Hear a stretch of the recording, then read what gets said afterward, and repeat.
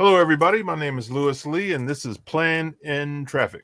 And we do this every Thursday night at 9 o'clock Eastern. So tell all your friends and family and friends that we talk car stuff. And tonight we're going to talk about what your dream car is or what build you're doing in 2023. So if you're building a car, in the chat, let us know. We're just going to talk about car stuff. What's up, Ray? Hey, Lewis, can we talk about what our nightmare cars are too, like the ones we don't want to work on? Yeah, I got one of those in the back.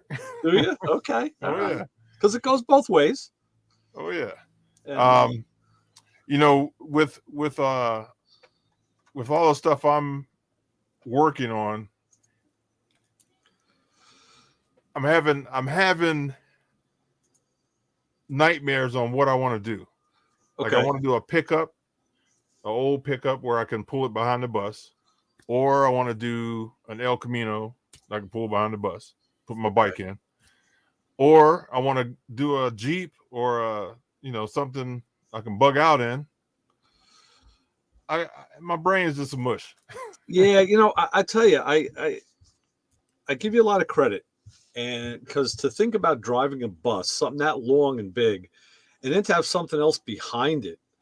Now I know you won't be driving around like my town, where yeah. You'll be out in the open road, which is good. But I think for practicality sakes and for ease of everything, maybe something like a Jeep because it's smaller. Tows easy. It tows easy, and you can do, whatever you want to do.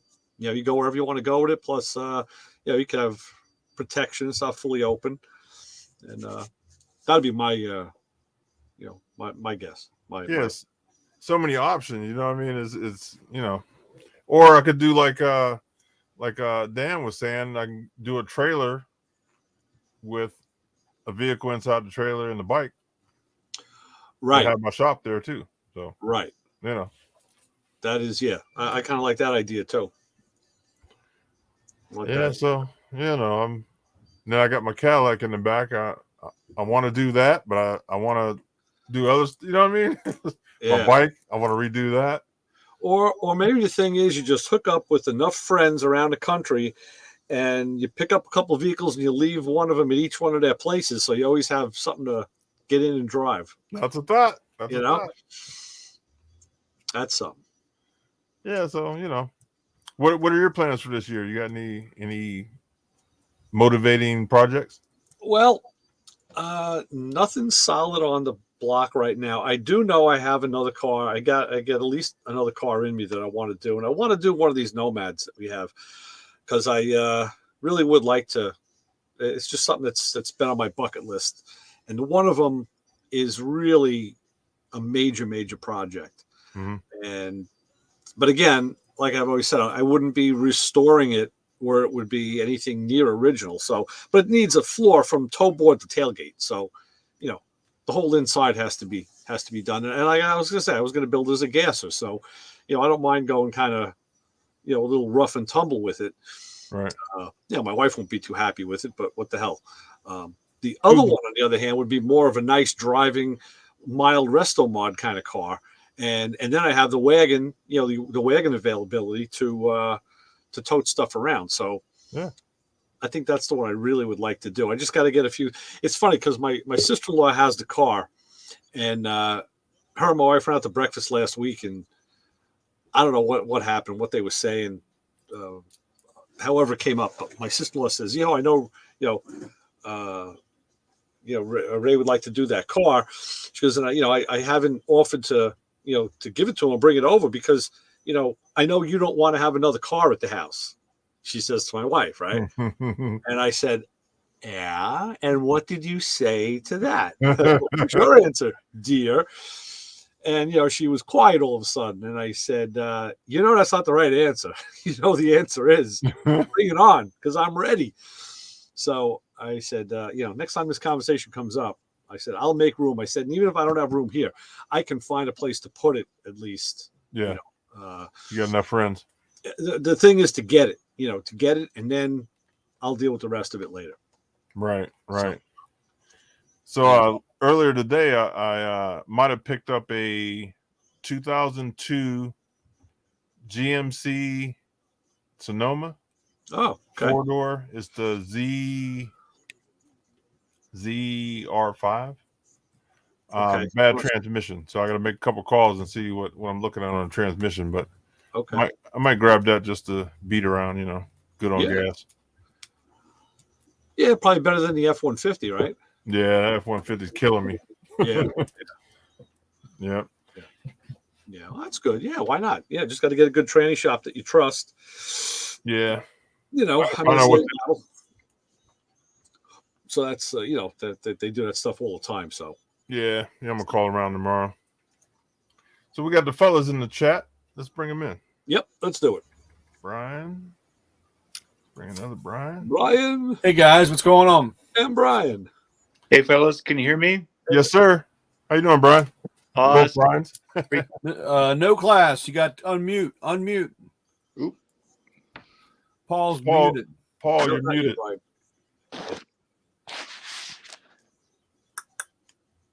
Still muted. Aha. Any better now? Yep, we can hear you now. Good. So I'd like to introduce everybody. This is Brian from here in Ohio. Come to hang out with us There you tonight. go. I'm sorry. Brian. How you doing, Brian? How are you? Hey gang, how are you? Good. Tonight we are talking about dream cars or cars we are building in 2023. So that's our topic. Brian, he has a nice Mustang that we're going to go down and help him build because he's a slacker. I knew I was on this conversation. I wasn't invited for this. I'll go back to Mid-Atlantic for that. And I'll tell you what, we're gonna talk about dream tools a little later on with Brian because there's a couple that I realize I need right now, and we're gonna talk about some dream tools. Man, maybe I'll stay up late. I'm sure we'll talk about some dream snacks as well. Dream snacks, yes, dream snacks. All right, so we're gonna go around the horn. No class. Yes, sir. You can start off the ball. What are you working on this year? Okay, but guess what? Well, let's see.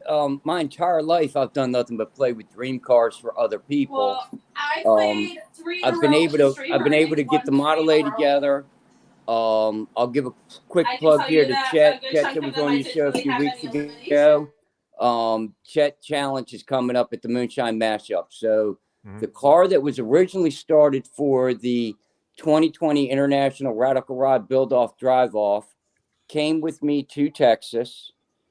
And that car's had some alterations done to it. And it's going to be on, hopefully, make the final line for the Chet Challenge. But prior to that, coming up, Starbird Tulsa. My Model A has to be finished for Starbird Tulsa. There's a couple small changes that are going on with that. The car will not look like it usually looks. This is a one-time deal for the Starbird Rat Show.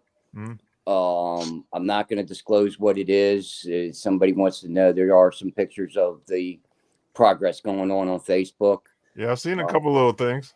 Yeah, and I'm still not letting all the secrets out, but if you can read between the lines and you got a little bit of vision through my eyes on those pictures, you have an idea of what I'm in the process of doing. I think I do.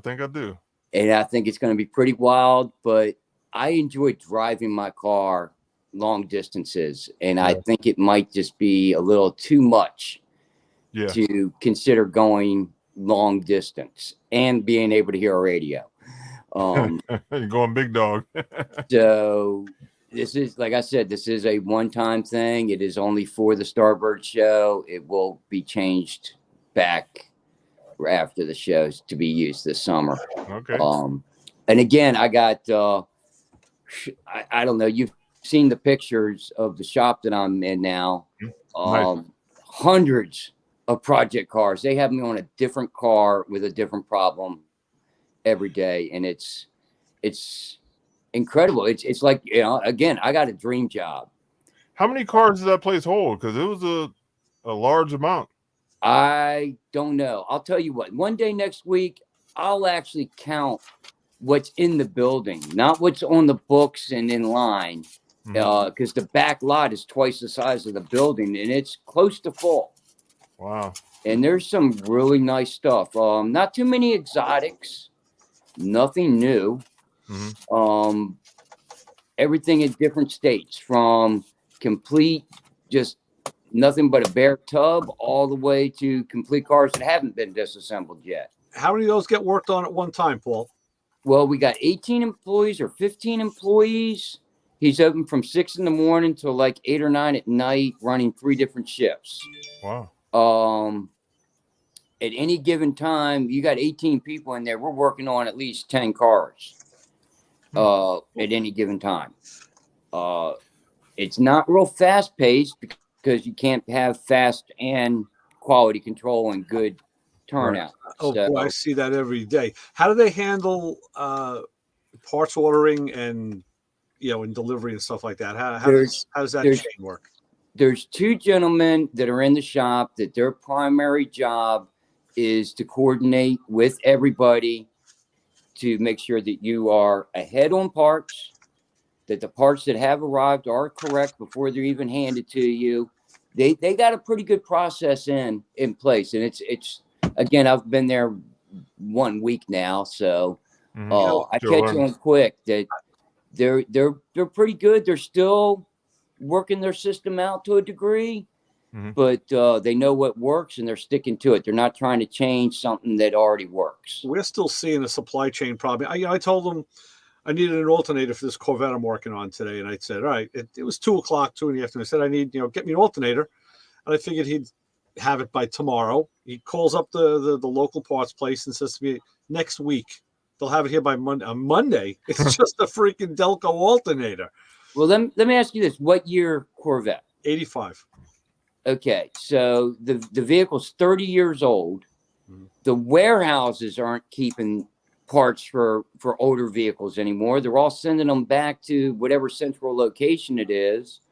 And yes, I mean, I was having a hard time getting some R43 spark plugs. It was going to be 2 days. It's a miss thing because a couple of weeks ago I needed one for 68 Buick I was working on, and the guy sent it right over. So I guess it's hit or miss what they have on their shelves is what I'm saying. Yes. So, but yeah, I'm not used to that. Used to like calling and the parts are there.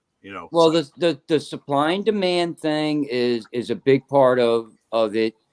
There's not as much of a demand, so they don't keep the supply. Yeah. I think you can call Summit. Yes. Right.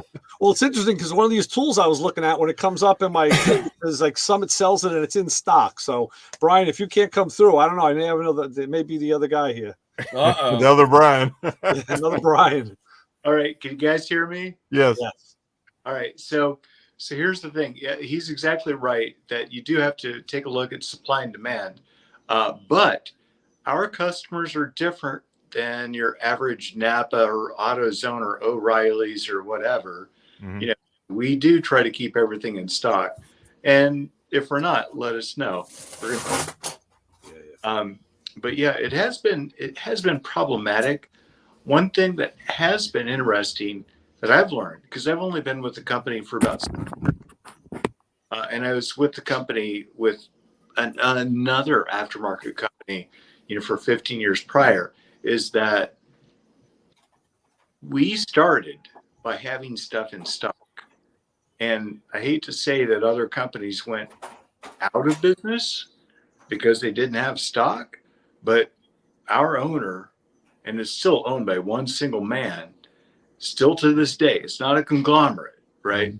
He built the company on, we need to have it in stock. And when we entered COVID, we had a boatload of parts, and we did very, very well in 2021.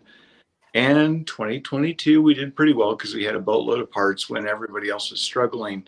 But it's always at the top of our mind, like, what do people need all the time? And I work, for those that don't know me, I work in the private brands development part of our company. Like, I develop Pro LS cams and cranks and pistons and other, mostly engine internals, but other things.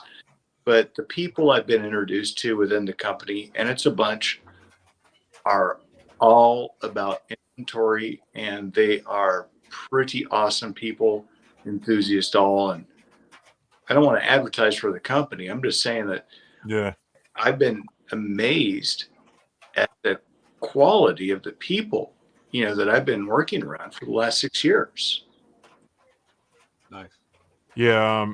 Every time I stop in there, because I'm about 45 minutes from you. When I stop in there, pretty much everything I'm looking for is there. I've rarely ran across anything that wasn't there. And I'm about an hour from the place in Dallas, or right outside of Dallas.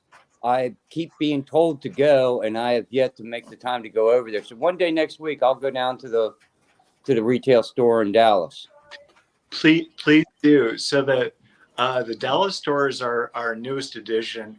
An interesting story about that is back 4 years ago when that store started.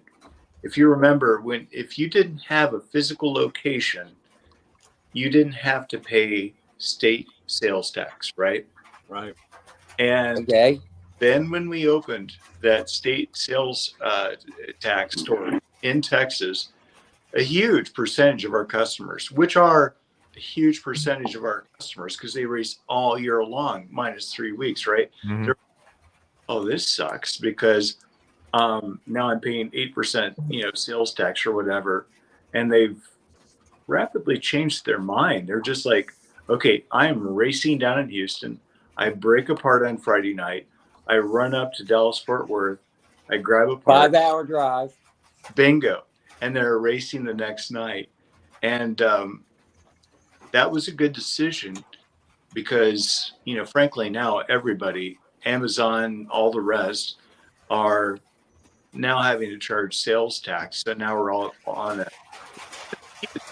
base now, but I'm proud that we're able to service people in Texas now on a, like, you need it, we got it type of basis. Right. It'd be really nice if Dallas offered local delivery. It's, within 100 miles, and we could call down there, and you actually have parts drivers to come to the different shops. I not only do 2023 started off incredibly fast paced for me. I started off basically broke and unemployed, and tomorrow's the 13th. I am employed by 3 different companies who, when you can show up, please show up. We need help, and we like your work, and we like you. So here are the projects we have. What can you do for me? I like that idea. I've been asked that question before. So here's my background on that. When I got out of the Air Force back in 1997, down in Houston, if you guys in Texas know of the School of Automotive Machinists down in Houston, I am one of the original students of that. And out of that, actually, I got to build a lot of customers out of that, mostly starting out of Wiseco, but then later out of Summit. And it's like, they just need front door delivery, whether it be A-Tech, whether it be Summit, whether it be something. But if we sent a van around to the local sizable shops, that are, direct with A-Tech or something, that you guys would love to have, a AM delivery of parts, available at the warehouse. And I do need to revisit that. I mean, we're paying UPS. We can pay you instead of UPS. I like that. I'm going to use that. Yeah. I mean, shipping. Keep it in house. Keep the money in house. But I got to make this very clear. I have only been in the fabulous, wonderful state of Texas for 6 weeks now, full time. This has been a very long, hard, rough, stressful transition to get from the Mid-Atlantic down here. I'm here. It's done. I can't go anywhere now. So I got to make the best of it. And I'm just blown away by how friendly it is, the amount of work, and the fact that everybody seems to be flocking here because you do have work, you do have money, the economy is strong. The amount of housing that I've seen built up around, I've never seen housing go up the way that it is around here. The only problem with Texas, and it's the biggest thing that drives Texas is oil. yes. So when the oil dries up or hits a bottom, you better watch it. Because I've had friends, family, and everybody else down there, and they all loved it when it was good. But when that oil goes to the other side of the needle, you better hold on. So, but Well, we've seen oil prices in our lifetime go from almost 0 per barrel to over 100 per barrel, back to 0 per barrel. This is an up and down. oh, I understand, Paul. I'm just saying, just Put some nickels away. it's just it's a fine line down there. So it's great. You gotta ride it when it's good, but trust me, when that oil changes. Yeah. And to what's being said, I've had friends in Louisiana that are afflicted in the same way, like friends that are doing oil well worker work for $150,000 a year, being physical work. I'm not saying easy sitting behind a desk work. They are No. It's hard work. Those guys bust their ass. exactly correct. And then they're out of work, for say 7-8 months or whatever the number is. And then they're trying to figure out how to leverage all of the fancy things that they've purchased, cars. Don't live beyond your means and prepare for the future. I know it's tough, but people in that line of work, they're younger people, and they don't always make the best decisions going into it because it is a boom or bust. But by and large, basically the people here in this group, as I feel, are people that are just trying to make sure that they're, serviced and good, going into the future. Yeah. Yep. So Brian, what vehicle are you working on this year? Anything? Oh Lord. All right. So friends, if you don't know me, I am the quintessential, guy who's had one of everything. I have import, domestic, German, Jap, everything. And then I did figure out the only way I could get things done was to concentrate on one car. So a few years back in 2011, I focused on my 2011. Back in 2011, I focused on a 2002 C5 Z06 Corvette, the quintessential belly button of hot rod performance, meaning everything is available for it. It's not hard to work on, and it's like whatever you want to do, it's around. So that car has been through Optima. I placed as high as 7th in Optima. Does well at autocross, runs a 1050-ish, 1056 right now at your average drag day.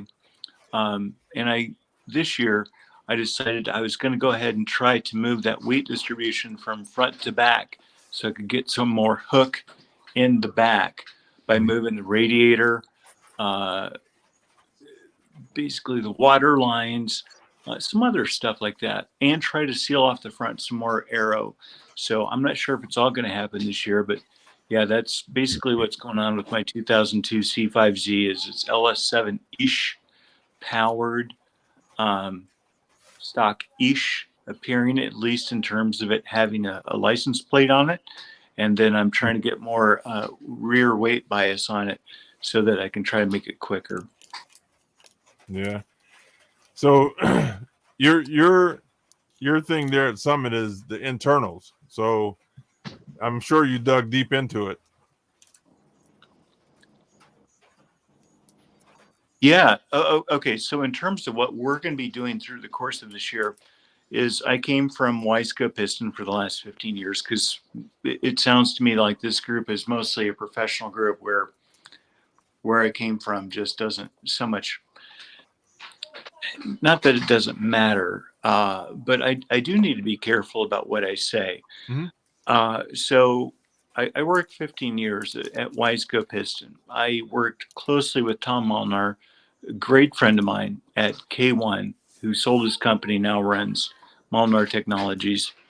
So I created most of the present lineup of Wiseco pistons in terms of whether it be domes or the pistons or the forging designs or small block. There's a lot of stuff I've had a hand in. And then about 2015, I got basically, it's hard to describe, but I made a transition into Summit Racing. So I started trying to build some of the same things I did for Summit Racing that I did originally for Wiseco. Mhm. And it's been great. The LS line has been great. For 2023, I'm taking our Pro LS cams and Pro LS pistons and rods and cranks, and I need to look at what Summit's traditional customer base has been, and that's big block and small block, Chevy, Ford, Chrysler, Olds, Pontiac. It's really pretty crazy how far back we go.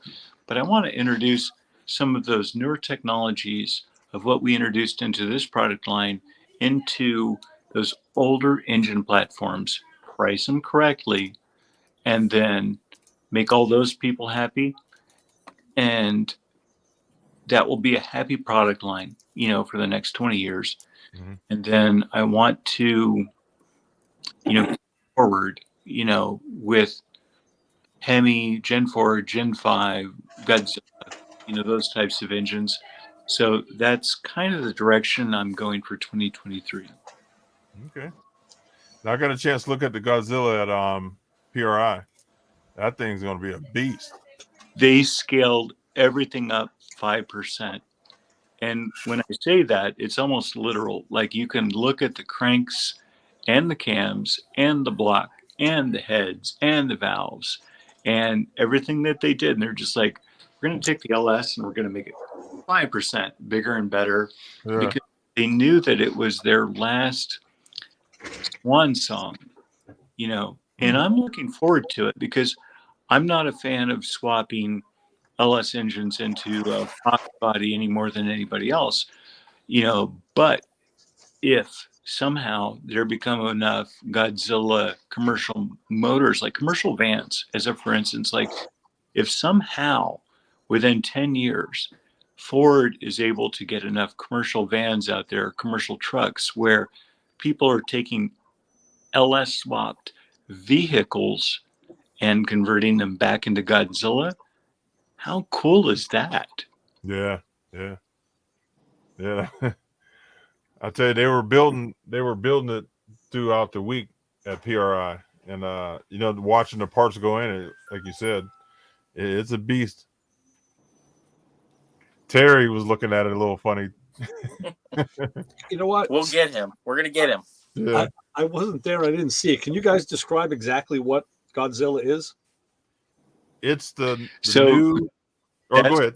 7.3 liter gas. Yeah, it's a new 7.3 liter gas motor that Ford is going to be throwing into mostly commercial vans, probably some of their box trucks, etc. It's not going to make it into the Mustangs or anything like that, but there's enough commercial applications out there that they really want to flood the world with these new engines that are old school in terms of using old school technology, pushrod technology, which it just makes it easier for everybody. So with the car companies all talking about EV futures, how does that play into that stratosphere? Oh, we lost him. I didn't mean to kick him off. Wow. Wow. He said, Didn't like that F question. you on the EV Star. Okay, gotcha. Now we know how he feels about that. Don't ask Summit for a battery for your Prius. Good, good. Yeah. Happy to hear that. Yes, Now that's awesome. I was talking with a gentleman yesterday who wants to do a twin turbo nail head. I was Okay. talking to another guy today who is basically getting ready to do a 330 Hemi. There's a lot of younger generation. When I say younger generation, the adults that are between 30 and 50, that are actually starting to show some serious interest in flatheads and nail heads and early small journal small blocks and Mhm. the stuff that you can almost find you can't find a nail head for free, but believe it or not, you can sometimes find a nail head for free because nobody knows what they are I don't know anymore. what it is. Yeah, and Boat anchored in somebody's garage. even the I know small where there's journal one. small blocks, they went out of favor years ago. So if guys had them, they were just like, yeah, take it. Yeah. What are you going to do with a set of small block Chevrolet heads with no accessory holes in them? Right. There's not much you can do. Yeah, when the generator mounts to the exhaust manifold. Right. Well, okay. I just bought a set of headers from Summit. Yeah. How do I do that? Right. Well, you gotta buy that little bracket they always sold. That steel bracket. That's you've experienced the situation. You know exactly what I'm talking about. I've been in that sold separately. I've been in that garage many times. Yes, I grew up. That's the stuff I grew up with. So yeah, I mean, I probably have a couple of them in the next room somewhere. And there's probably been 100,000 of them sent to the scrapyard and melted into my Coca-Cola can. Exactly. Yep. I had a guy. It was a guy who I replaced on my radio show, and he was looking. He has a Corvette. I think a 64, 5, I forget. But he was looking for the original oil filter canister. They used to be spin-ons back, pre-65, I think. 64, 65 is when they went to the spin-on, and you could, they had the canisters, and there were two different style canisters, and you can still get the paper element insert cartridges. But you can still get the canister set up. And that the cool thing is that canister is steel. It's heavy. Yeah. I told him, I got one of them. I have it. Then he ended up finding one local to him. He didn't want to pay to ship it to Nevada, but he bought one local. But I said, try. Those were the things you used to kick around. You kick them down the shop, around the garage, and now try and find one. Try to find one of the thinned aluminum from Elco or from Moon or Cal Customs on the thinned aluminum cartridge canisters for those early engines. I've been looking for one of those thinned aluminum regulator covers for a while now, and I haven't been able to find it. Yeah, you'll find one day at the swap meet. Yeah. Yep. Yeah. Or we can ask Summit to manufacture them again. Right. Hey, Brian, we didn't mean to insult you with the EV cars. Dude, guys, I'm so sorry. My battery went dead. I'm like, how in the heck did this happen? Oh, it was a battery perfect issue. timing. There it is. Perfect timing, man. You can't make this stuff up. No, seriously. So, were we talking about EV the last minute I had to sign off? Well, Ray had a question. We're back to vintage Cal Custom Moon Elco thinned aluminum oil filter covers for small blocks. I can hang back. What I had asked was, with the advent of this Godzilla motor and the pushrod technology and the size and all, how does that play into the whole stratum of manufacturers having to go or saying they're all going to go EV? All right. So this is weird. So I don't know how many of you guys know Al Noe from Summit Racing. He's our chief marketing officer, and he's pretty much on the forefront of, like, if you see something on the forefront of Summit Racing equipment, he's usually the face of just talking about, like, here's what's going on. He's a great guy. He has an engineering degree. And on top of that, I would say he's probably the highest rated true gearhead that has an engineering degree in our industry. I might be wrong, but I do want to describe him as that because he is a great man. He's actually the guy that brought me on board with Summit Racing. I said his name is Al Noe. Al Noe, How do you spell- A-L Yeah. is an Al and N-O-E is an N-O-E. You know what? He sounds like the guy I want to have on my radio show without a doubt. Because the product, Justin shaking his head, he kind of knows what we do. So if Al's interested in, I mean, you as well, Brian. But that typically when I scout out a company, he's the guy. I get him from whatever company because he lives and breathes the product. So if you can help put that together, I would certainly appreciate it. I would like to, and you guys, if you don't have my email, it's just simple, bnutter@summitracing.com, BNUTTER @summitracing.com. I'll do my best, to create, Okay. I'll do my best, to, create contacts. So weirdly, about 2.5 years ago, Al says we need to get into electric.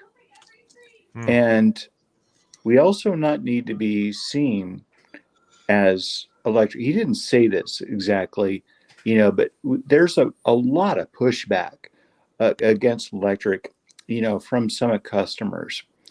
And I don't know what to say that. I hope you guys can look the view in my eyes here about this, but Summit ultimately has to be the company that if you want to go fast with your car, we want to have the parts for you, right? So I take this very seriously because I've never wanted to be, even though I'm a Chevy driver, I was never a Ford guy or a Dodge guy necessarily, even though I own both, but that also makes me in a certain place where I'm not a gas guy versus a electric guy. I don't want to create animosity there. I know that the EPA and CARB and some of those people are definitely against our industry, right?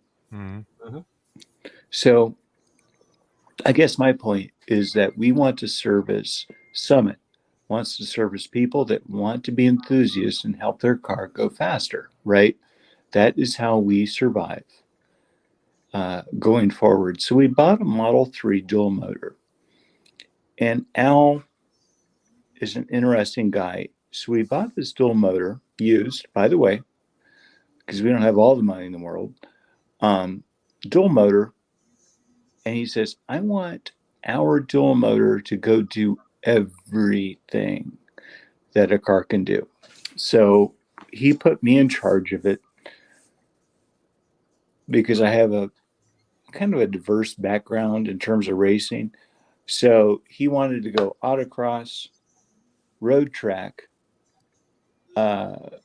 He wanted to go drag race. He wanted to go dirt. Demolition Derby?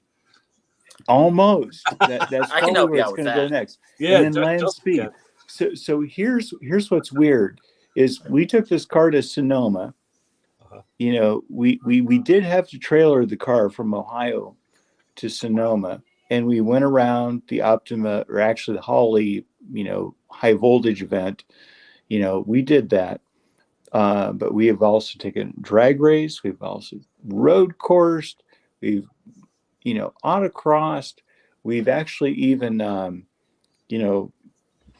whatever, that dirt whoop-de-doo type stuff. Rally cross. Raleigh, yeah.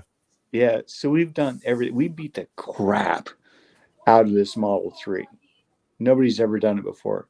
And we did set the top 4 land speed records for the ECTA land speed in 2 different divisions with a car that I built. And unfortunately, weirdly, it's like, well, what can you do with the car? It's like you put wheels and tires on it, you put brakes on it, you put shocks on it, safety stuff, meaning wheel, safety stuff like, I don't know, safety belts, stuff like that, right? So we did all of that, but making it go faster, it's hard, right? So we went 1181 in the quarter mile with it, with a 160 foot time. In autocross, it actually wins pretty much mostly everything, especially in the wet. If it's wet, the car wins. I drove it there. We set the land speed records, for the ECTA, and that's not saying a lot. It's just a different class, like everything it is. But we have to adapt. Like, I don't know what the government's doing right now, but we have to adapt to it. And I'm not saying I like it, but You gotta we do have it. to adapt. Yeah. Yep. Lewis, if you don't mind, I'd like to backtrack for a second if we can. Okay. The initial question to me earlier was, what am I working on in 2023? I failed to mention the Wrenching for the Future build. So if you don't mind, I'd like to talk about the Wrenching for the Future build coming up here in February in Missouri. That'll be a week's time or a little under a week's time, hopefully there at Rankin University on the, I'm not allowed to disclose what it is, but it's, you people that watched the show a few weeks ago understand what I'm talking about, being involved with that one as well. So I got a full plate, and it's fantastic. It's a good feeling. Did they find a radiator yet? Because I'm waiting. I have no clue. I'm waiting on a call back to see if I can get the radiator. So as soon as the guy gets back to me, I'll get yeah, back. I've been so busy dealing with these different jobs. On Tuesday morning, I drove down to Houston, so that's how I know how much it is from Houston to Dallas. Yeah. And I'm north of Dallas. I'm about 90 minutes to 2 hours north of Dallas. From here down to Houston, it was a little over 5 hours to get down there. Worked for a couple hours, and people that know me know my history. There was a period of time I used to spend 10, 12 hours a day in front of a wheel lathe, refinishing wheels. The gentleman that owned the wheel company, he's got machines all over the country. There was a machine that was broken in Houston. He asked if I could go down and service it for him. So that's what I did on Tuesday. Oh, nice. It was great. I run down there, a few hours in the shop, and then drive. I spent more time driving than I did working. So, and you got to see the scenery.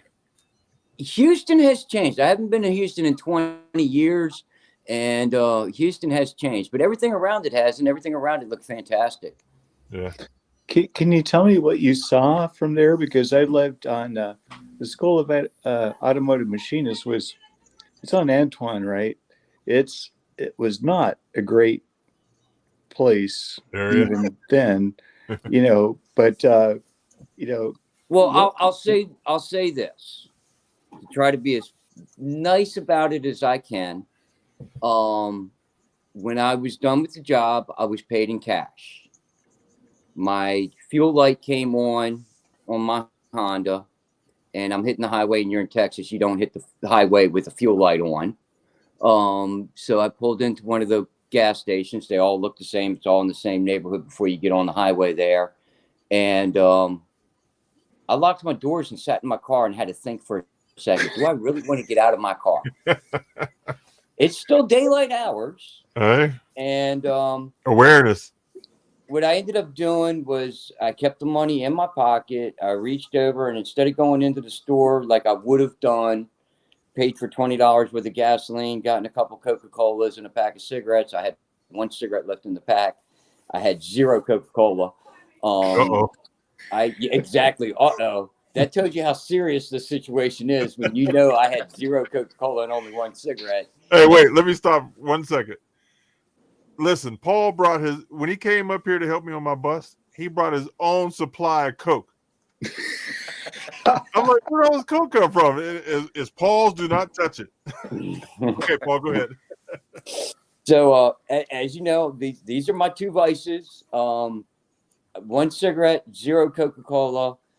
I then looked around. I got 1 credit card out. I got out of the car. I locked the car. I pumped $5 worth of gasoline off the credit card. I got back in the car and I hit the highway for about 5 exits. That was, I felt very uncomfortable. I'm from the streets of DC. I'm from the streets of Baltimore. I've walked through South Philly in the middle of the night by myself barefoot. I was scared in Houston. So what I do need to do right now is I need to give you a connection with the School of Automotive Machinists. You know, what a great school. It's a vocational school in its beginning, and they take people from every walk of life, and they've seen it all. I mean, I was students with everybody, right? You know, high, low, in between, it didn't matter, but made connections and help people. We help people, you know, to the next level. And I do want to say that that's how many of my WDs actually created WDs. Like, they didn't instantly go to Summit Racing, right? When I was at Wiseco, I took my engine builders that I felt were going to do good, and there were some really excellent engine builders. I'm like, I trust you guys. You guys are going to do great. And then they raised themselves, and then we hooked them up with WD pricing on stuff. Not when I was with Summit, but when I was with Wiseco. And so there's a ton of great racing out of Texas. Yes, what I have seen, and again, I'm very new to the state. This was a long-term plan with my wife and I to come here. We bought the land 7 years ago. We contracted to do the house roughly 2 years ago. This wasn't a just dive in head first situation. This was a long-term plan thing. But once I was down here and I'm starting to learn, one of the things I did learn is there's a high school right around Greenville area, not, outside of Dallas, that actually has an automotive shop program at the high school. In the Mid-Atlantic, all that was removed. You can't give students tools. Oh my God, they might take the school apart or something. Down here, it's fantastic. And the way I learned that there was an automotive program at this high school was there was a Facebook post the other day about an up and coming car show to benefit the high school program. Oh, nice. There's a conflicting date that I already have an obligation for, that I'm going to try my best to be able to still do something for the high school. I haven't been able to find the right contacts. In today's day and age, I can't just pull into the parking lot at that high school, walk in the door and say, hey, where's the auto shop?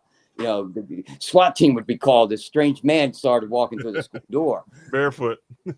Correct. Holding Coca-Cola, and I guess you can't smoke on a high school campus either. So, yeah, the SWAT team would probably be called if I even pulled on the property. But I need to be able to get a hold of some contacts at that school to find out who to talk to, who to direct to, even if it's just to mail them a check to say, here, I support what you guys are doing, and, show up at your car show. Yep.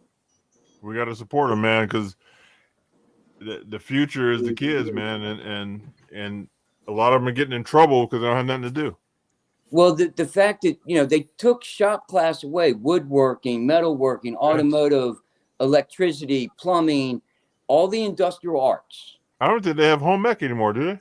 I have no clue. Are you allowed to cook at a That's school now? crazy. Can't sew. That gives them needles. They could poke each other. Hey, Lewis. Yes. If you don't mind, I would like to be, if you other guys don't mind, I'd like to meet the other ones here on your video here. Can you introduce yourselves? Just let me know what you do and maybe how we can help. We just had Muhammad Ali jumped in. Yeah. A suit and tie. What's up? Hey, Terry? uh, you got Hey, court guys. today? Now, if he has a shipping company, we're gonna be in good shape. I thought I heard ZZ Top sharp dressed man somewhere. okay, so let's everybody introduce yourselves for Brian. So Ray in the corner here, Motor Mouth Radio. He's my co-host on here. He's my Kumba. So go ahead, Ray. Yeah, Ray Guarino, Motor Mouth Radio. I'm a wrench, recently retired, busier than ever, car nut. I've had waistcoat pistons in all of the Japanese motorcycles I've ever built. All the KZ1000s and the ones I've worked on. That's what they got. Yes, sir. KZ900 owner right here. You know what? The Are you? 900 was the first one I did. It had the Wisco piston, pop-up pistons, and Poppy's cams because we had a place out here called Orient Express on Long Island. Stop! Are you kidding me? Orient Express? Well, a friend of mine has a motorcycle business now in the old Orient Express building, and he's using all their machinery to still work on bikes today. It's still around. Dude, That's that what makes I me used- so happy. just like I was fortunate enough where I live. I'm on Long Island in New York. I I know. was fortunate enough to be able to go to Motion Performance in Baldwin to buy parts. I couldn't afford the car back then. I was also Orient Express was just 3/4 of a mile down the road from Motion. So when I got into bikes, I was going to Orient Express to buy stuff, hop up stuff, just whatever I could afford because I was a lot younger at the time. But yeah, I was fortunate to be in those two places that are legendary. All right, GS 1100E, Oh yeah, motherfucker. Friend of Like, mine had one of them. Yeah. extended swing arm, fabbed 4-inch, extended 4-inch swing arm. Oh my God, the sexiest 1981 bike in Champagne. Champagne. It's like the color my friend had. Yeah. Right. I had a Owned it. 79 1000. It scared the hell out of me a couple times, man. That bike had a lot of respect for that bike. Yeah. A lot, Oh yeah, It's It how still I does. actually married my first wife, by the way. really. Yes, Oh, cool. I'll I'll tell tell you, the story later. Okay. it's still one of the fastest bikes today. People, man, that's a killer. Yeah. And now the tire technology has increased. You can get the thing to hook. Oh yeah. Yeah, very cool. All right, Brian, your turn. I'm Brian. I'm Hey Macco Man. I sell Macco tools. I've been a distributor for 20 years. Prior to that, I have about 24, almost 23, 24 years on Porsches. I worked at a dealership and was one of the guys, German, but my love and my hot rod and the car that I still have when I was in high school is my 66 Mustang Fastback. Nice.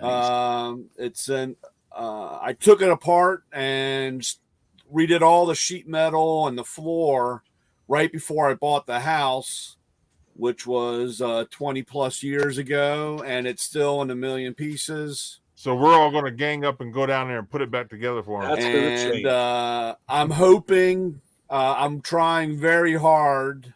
That is one of my. There's two actually. when Lewis started this conversation or started this thing, the two things that I was hoping is to have the Mustang in a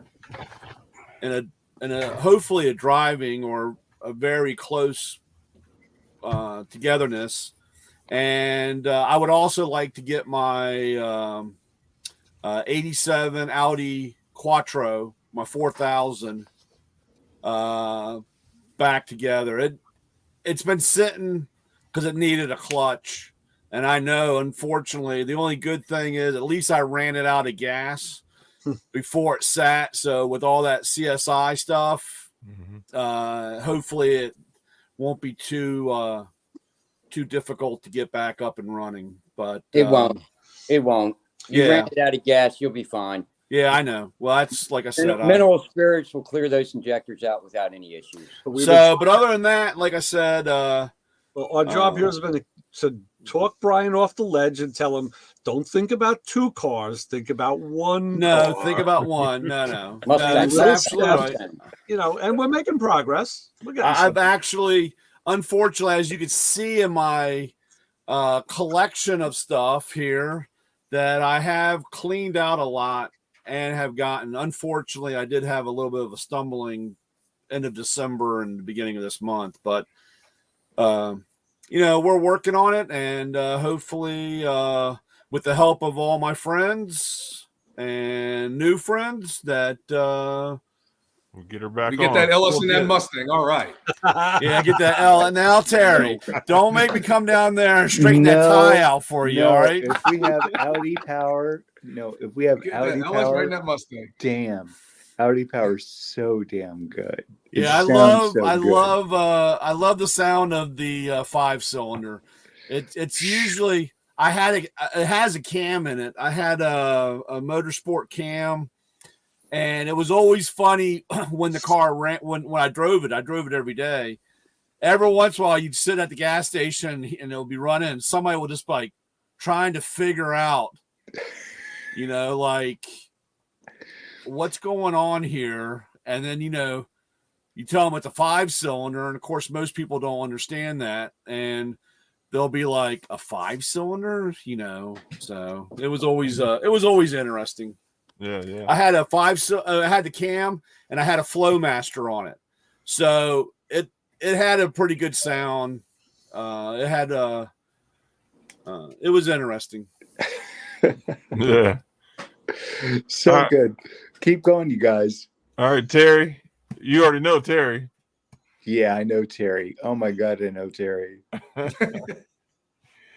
Y'all know what's up. How y'all doing? President Congressman in the Hey, house. Terry. So the wife dressed you today, I see. No, we had a company party. Yeah.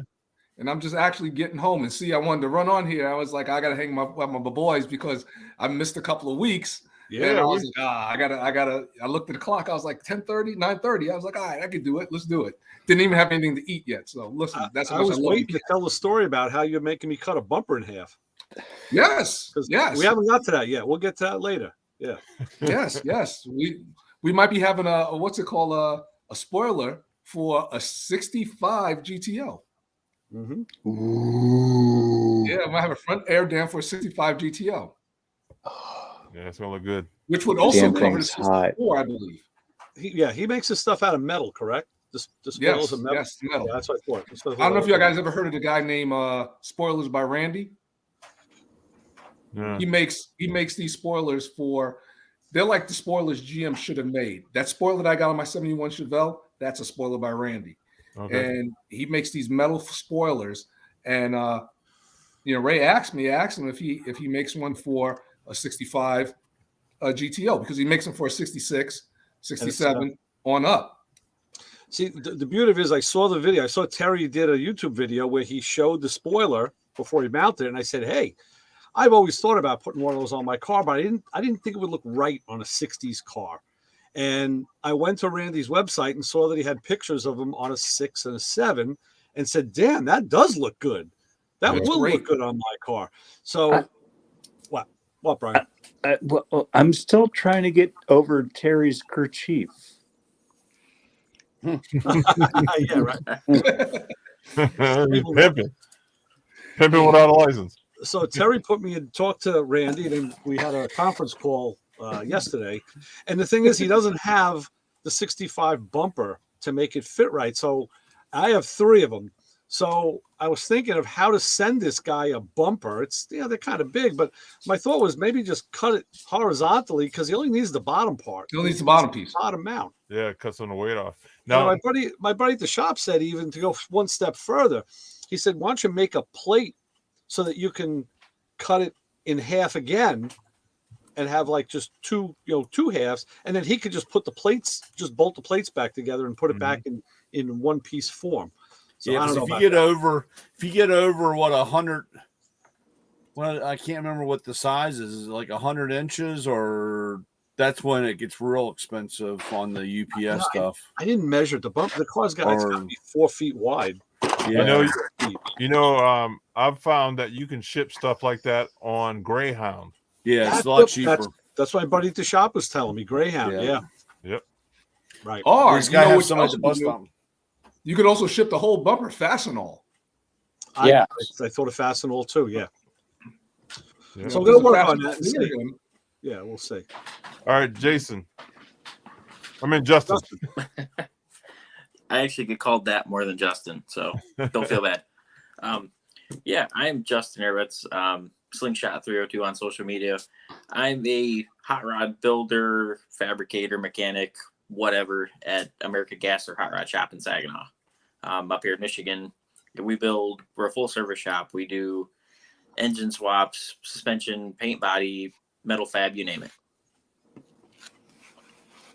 Cool. And his shop does some absolutely stellar work. Check out his social media stuff. You'll see it looks like a playland. Gorgeous Yes, work. sir. Yeah. Yes, sir. It's a lot of fun. Yeah. All right, Isaac. Speak up, Coach. I'm Coach Isaac. I coach middle school sports. He's our coach I love here cars. too, by the way. Yeah, I love cars. JDM, Euro, Australian, American muscle, oldies, lowriders. I've got a 73 Porsche 914 that I'm planning on putting a Subaru motor in and transaxle.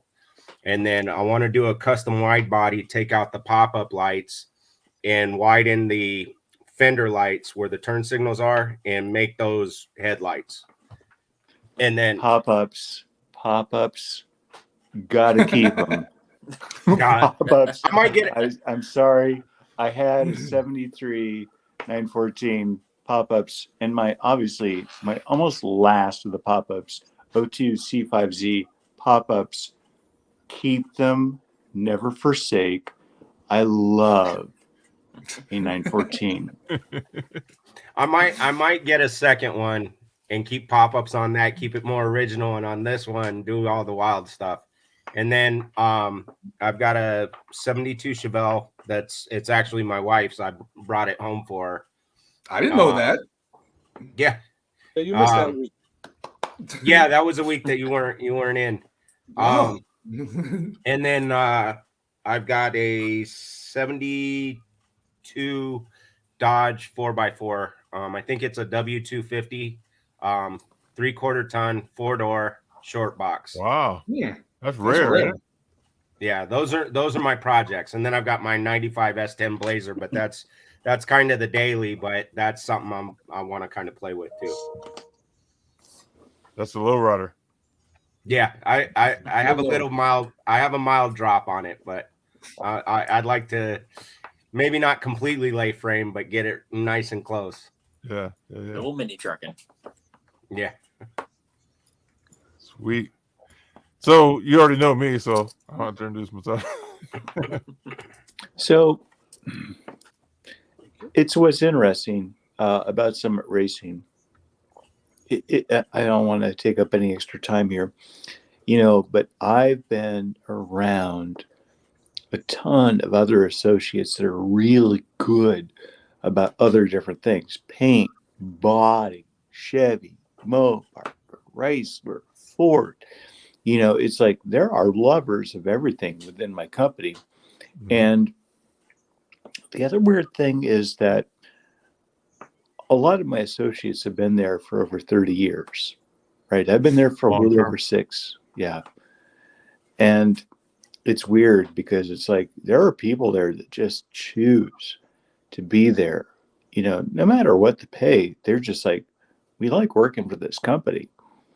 It is a great company. I mean, they deserve those people working for them. But I came out of Pistons at Wiseco, right, where I was really working with people coming out of the woodwork with, Chrysler, Olds, Pontiac, Mel Motors. If you go really, really back, I came out of having to produce pistons for these people. I shouldn't say having to, but I should say it was work because it was a lot of reinvention. And now I'm at Wiseco and I have enthusiasts like I have 100 different Pontiac enthusiasts. I have 100 different Olds enthusiasts. you know, all working for us. And they're just like, Brian, you need to do that. I'm like, okay, we're going to do this. So I just introduced, you guys will learn about it soon. I'm not trying to make this an advertisement at all. Oh no, you're free here. All right. So I got 27 different cranks coming out. And in terms of pistons, I've got 33 coming out next week. Wow. Yeah. And it's all old school stuff, like not LS, you know, which is what I'm good at. You know, it's like what I've been doing for a long time. But I realized I needed to take all this technology and give it, you know, to all these other folks, you know, that we've been doing business with for 40, 45, 50 years. Yeah. So I've got more parts coming out for it. And undoubtedly, I think I want to say something. Like, do you know when Edelbrock came out with Edelbrock Pontiac heads or Edelbrock Chrysler heads? Mm-hmm. All of a sudden, people came out of the woodwork. They're like, I built a motor 25 years ago, and I would rebuild it, but I need to have something clearly better. And it wasn't until I get those kind of parts. You know, I've been a Pontiac and Buick guy for all my life. That's right. And that's so exactly. So when you can reinvigorate, you know, that, you know, market segment and just give them something better, I'm like, oh, this would be a lot of fun. We're going to go do this. So, you know, let's go take and listen to people and, you know, go do something better. I have a question for you on all that. If you don't mind me stepping up into a little bit more technical, you're working with a lot of aluminum. In order to produce aluminum, from what I understood, there's really only 3 aluminum companies in the world, Alcoa and Reynolds and somebody else. And then in order to refine and do the aluminum, it takes massive amounts of electricity. This is are you all like actually having your own aluminum foundry to get the supply, or are you got the supply from Reynolds that are just sending you ingots? And how is this playing out with the raw material to work with?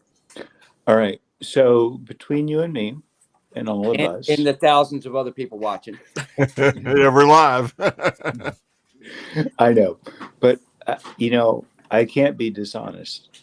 And the fact is that TrickFlow is a subsidiary of Summit Racing, right? And TrickFlow is generally known as Small Block Ford. And they've got a strong hold in, you know, say LS, which everybody does, right? So I guess my point is Edelbrock has been owned now by another company for a while. Mm-hmm. And I don't know what's going to happen with them in terms of, you know, castings, in terms of casting forms. Edelbrock always, to my knowledge, was always very impressive about they would take on and convert a casting from, you know, Olds to Pontiac to Chrysler to small block to big block. You know, those guys were awesome about that. I don't know what's happening over there right now. Well, I'm friends with Cammie Edelbrock. And she was telling me the story. We were eating lunch, and she was telling me the story of how it all went down. And it's not good, or it wasn't good for after her dad passed. You know, the new owners. I don't know. It's not the same. You talking about Vic Jr.'s her dad or Vic Sr.? Junior. Junior. Okay. Well, mostly it's just going to be a matter of volume for people that are venture capitalist owned, right? Right. Yep. but the question was back to the raw materials and what it takes and in the EPA and the regulations. Are they like, really trying to downsize and pressure you can't be using this material and it's bad and all the other elements that go along with the aluminum alloys to get it to where it is with I don't know, this is getting past me, correct me if I'm wrong, but like the nickel or a silver nickel whatever it goes with the coating on the side of the piston skirt on like the Ferrari and the European stuff that have this hyperprotective coatings you're talking about, Paul? I'm not too sure exactly what it is, but I know if you wash a ring, it's done. There are chemical processes like the hyperprotective coat. Well, so pistons and cranks and rods are completely different. I can give you some very certain answers on this. In terms of cranks and rods, what is going to be legal to be made is going to basically rule like what can be made, across, the other industries, right? Now, there are things like piston skirts, right? So there are things that are legal in California that are legal in Mexico and basically the other 49 states, right? So it just so happens that Summit does have some pistons that are made with piston skirt coatings that are made outside of California, right? It's all good until it's not. Mm-hmm. Yep. Yeah, I don't know if this is at all helpful. No, you've kind of touched on what I was trying to get at. So thank you. Brian, since you were talking about the company and the structure, I think like all of us, we get a lot of emails, a lot of advertisements, and every time I look for something, no matter where I look, I get the Summit ads, and then Jegs is right on top of them. So, how is that rivalry? How strong is that, or is one company stronger than the other, or is it? I always wonder about that because you see Sears one. and Roebuck wouldn't have done good without Montgomery Ward. What's that? I said Sears and Roebuck wouldn't have done any good without Montgomery Ward. Yeah, very true. Very true. Well, yeah, exactly. Competition. All right. So my buck is that we do try to make sure that every person that buys something legally has it.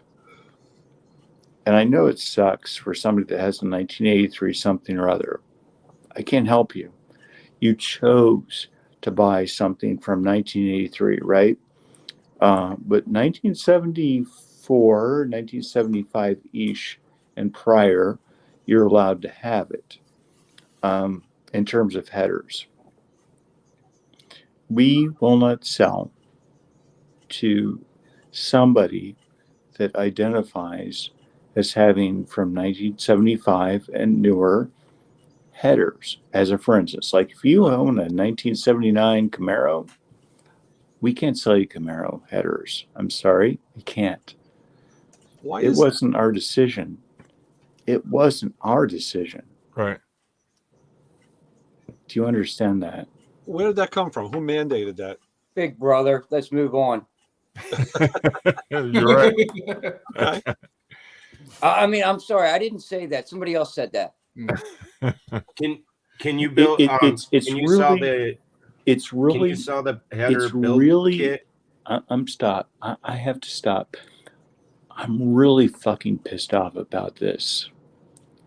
But the fact is that people vote for people, and people vote for us not being able to supply headers for a 1979 Camaro. Mm-hmm. Like, it sucks, man. It really sucks. And believe me, I'm right there.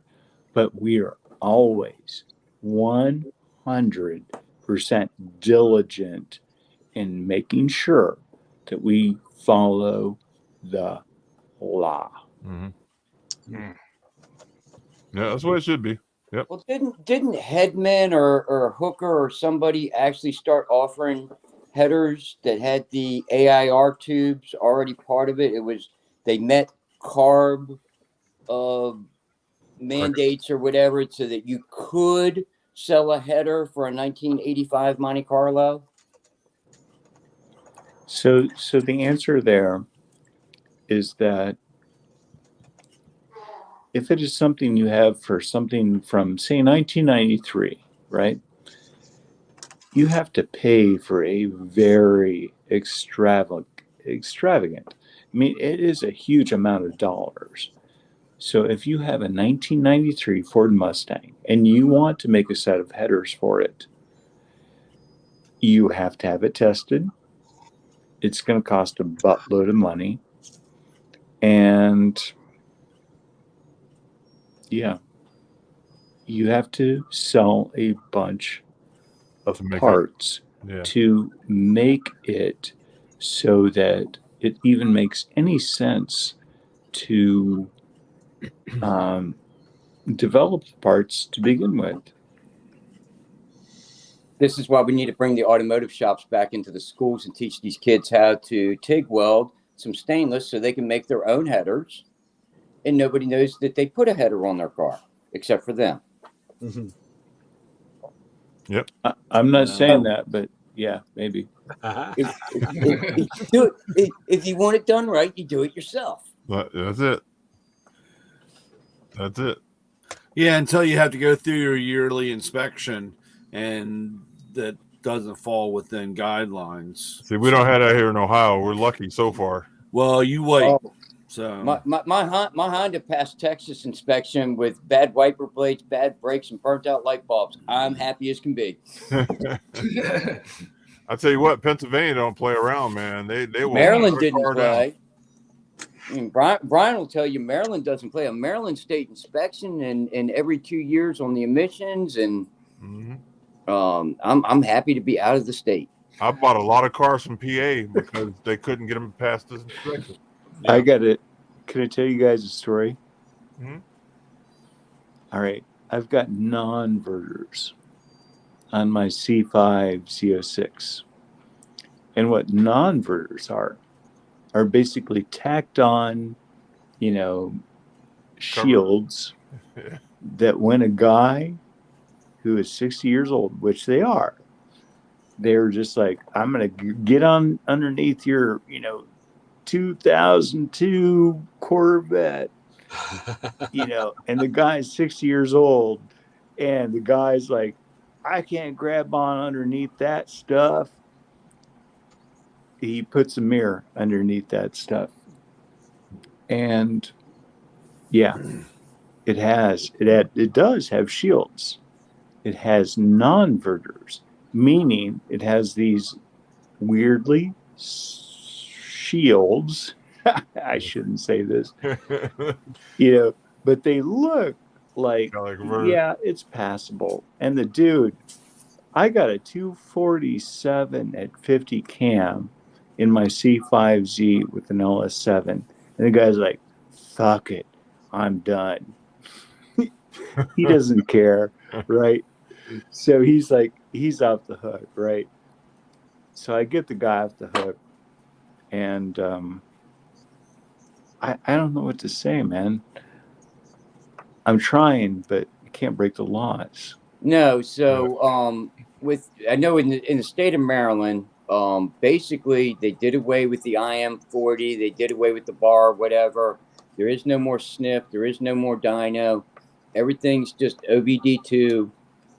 Plug, is there a code? No code. Is there a history of a code?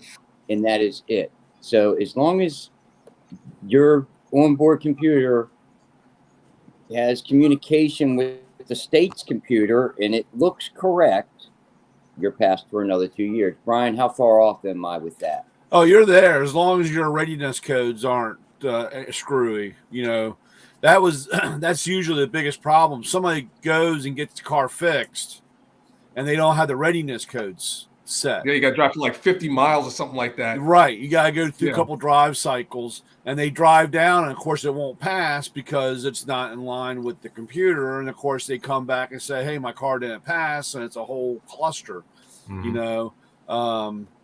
But it's funny what Brian was talking about, his non-verters, because back in my day when I was at Porsche, we would get gray market cars come in, and Yes.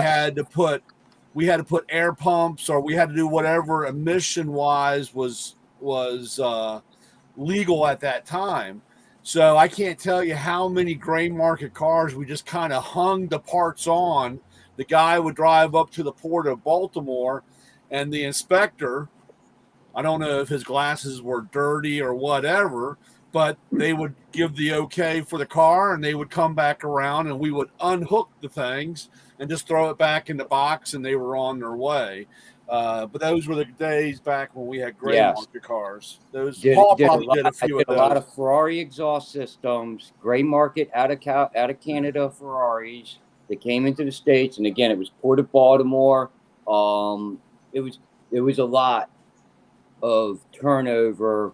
2-3 times a year, you get a chunk of them, and we'd have to do the exhaust systems, and 7 out of 10, 6 out of 10 would immediately come back and have the European exhaust put back on them. Yeah. Wow. Oh yeah, a lot of them. But you got to keep in mind, Ferrari didn't play by the same EPA US rules. They didn't want to. They paid the fines to bring the cars in rather than to comply to the OBD thing for a while, and then they finally even Ferrari had to comply. Yeah, it was crazy back then. I used to have problems because the Quattro didn't have a knock sensor, or it didn't have an EGR valve. So I would have to go in. Of course, it was I would get into the 4-wheel drive line, and they would all yell at me that because I was in a car, that how can you have a 4-wheel drive? It's all-wheel drive. And I'm like, don't you understand what Quattro stands for? I mean, that type of thing. Of course, I had to argue about that. By the time that happened, the car got too hot, and I would never be able to pass the NOx on that. And I kept trying to explain to him that the radiator was off to the side. Of course, they put the fan, when they put me on the dyno, they put the fan in front. And I'm like, no, you got to move it over. And it was always a fun cluster. And until the car got they can only do what they're taught to do. They're taught that the air goes in the front. It doesn't matter what the owner says. I can only do what I'm instructed to do. Car comes in, you chalk it, you put the fan in front. When the car leaves, I move the chalk, I move the fan. The fan can't go anywhere but the front, and the chalk can only go where on that one tire. I understand, Paul. I'm just saying I always hated that time of the year when I had to go through with the just move to Ohio. But what blows me away is you're not the only Audi Quattro owner in the state of Maryland. Yeah. How many thousands of these cars did the facility see? Because every county had one facility, I guess. However many counties there are in the state that did the emissions, because not all the counties did it. You would think that they would have some kind of policy set that, hey, when Audi Quattros come in, this is what we do. Yeah. They had that was always good because, like I said, they had the same issue with the Subarus, because that wasn't a normal 4-wheel drive or all-wheel drive vehicle, car. And of course, people but you couldn't put it on a dyno, on a roller, on just one set of wheels, right? Or there'd be. That's usually what happened, because the owner would get in there, and they didn't know it was 4-wheel drive, and they would put it on there, and they wonder why the thing, they tossed the rear end, the front end on the thing. So it was always fun. So it's crazy. I wanted to say about the new parts that you're making, Brian, for the older motors. And I had a guy said, hey, I got an old Chevy 350. You can have it. And, you're like, it's not an LS. You know what I mean? But I think I'm gonna go get it because I think I might go get it just to have it. Well, go get it, grab it up, and especially look at the casting number on it. And if it's one of the castings that are the seriously high nickel blocks, Nickel, yeah. the 010 blocks. Hold on. Those are getting harder and harder to find, but they're Yeah, but if he's being given a 350, in that I can era, bet there's a good chance it is a 010 block. I can bet it is because this guy's a racer. Ah, So first thing you want to do is remove that oil pan, see if it's a 4-bolt main. Well, 010 will tell you if it's a 4-bolt or not. So when I see a 10 block, I'm like, oh my god, is that a 406? It's so sexy. And all right, you guys know what I'm talking about, right? Yes. But the fact is that we just need to move away from breaking Democrat. the law. You know, we can't break the law. Mm-hmm. You know, I mean, I love this, and we love this. We love performance. We love this stuff as much as anybody does, if not more. Like, my people, and me especially, love old school stuff. Like, damn, it's so great. But we need to keep our industry out of trouble. Yep. Again, but they've written the rules in such a way that we can play by their rule book 100%. I drive around in a car with no seatbelt. Why? Because my car didn't come with seatbelts. They can't make me put them in there. Pre 1974 or pre 1975. So if you own 64 on the front seat, 69 or 70 on all 4 seats. Oh God, what kind of car do you want to drive from pre 1975? I'm 1930 Model A. I go all over the country in it, and everybody in this room will tell you I drive my Model A. Yeah, I believe it. Do you want to drive a 1974 Corvette? A 74 Corvette? No, actually, no. I'll take a 70 Chevelle. I'll take a 73 Corvette. I'll take anything if I can get it. 74 was plastic bumpers. 72 was that split bumper in the rear. Yeah, 73 still had the chrome rear bumper. It was last year. 73 had the chrome, what's called bumperettes. Yes. Hold please. Fiberglass. So, the fact is that nobody should ever be forced to drive a 1975 plus rubber bumper Corvette. And that sucks. And that comes back to how you vote. Correct. Mm-hmm. How our parents voted, because that was before my time to be able to vote. So once the snowball goes down the hill, you can't push it back up. Well, and the problem is the vote, who you vote for. Politicians are notorious for having two sides of their face, which one they talk out of, and big business and monetary interests is what's going to drive their decisions, their lawmaking decisions. Yeah. Yep. Brian, let me ask you a question. A friend of mine just sent me a message. He's trying to find a set of pistons for a 46 GMC. It's an inline 6. No problem. Where would you look for something like that? All right. So it's really simple. So when you have a piston with a bore, with a compression height, which is basically pin diameter plus the center line going up to the deck of the piston, along with the 3 ring lands, etc., no problem. Okay. Well, I'm sure Summit doesn't carry those parts. I can help. Okay. All right. That's good. I'll be reaching out to you on that because I guess they want to keep this truck original. Well, who's going to see if it's an original GM piston on the inside of a 302 Jimmy motor? No, not that it's an original piston. I think he's having trouble finding pistons, period. So I guess locally. Is Okay. He uses the force. Right. Break out the Ouija board. What is this? Right. If you don't mind me giving a suggestion from previous experience, I would name a person in the Northwest that might actually have a box of those pistons on his shelf. Well, sure. Who's that? Chevy of the 40s. Chevy of the 40s. Okay, I will.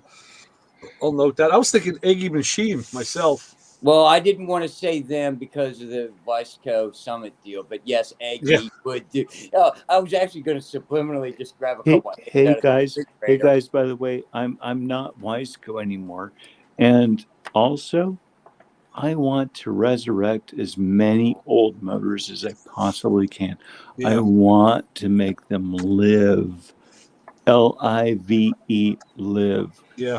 So you're saying I should go pick up that motor? Yes. All right. I'll figure out a way. I'll figure out a way to help.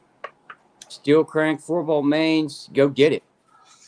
Yeah, I'm sure it is because this guy's a racer. So and the reality of it is, Paul and everybody, I'm sure that Lewis, whatever you're going to do with that motor, you probably don't need a 4-bolt main motor for what you're going to do. A 2-bolt will probably suit your purposes. You're not going to be drag racing this thing. Everyone freaks out when they find out what engine is in my car.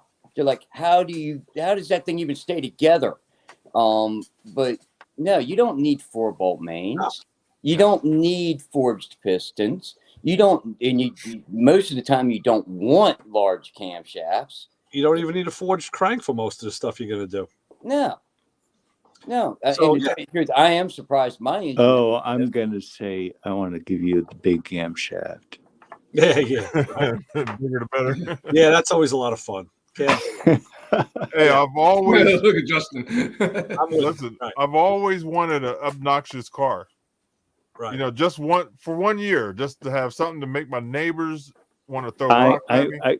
I'm just saying it's optional. Like, I'm really good with pistons, right? I'm good with cranks and rods, pretty good with cams, and I do want to give good guidance if I can.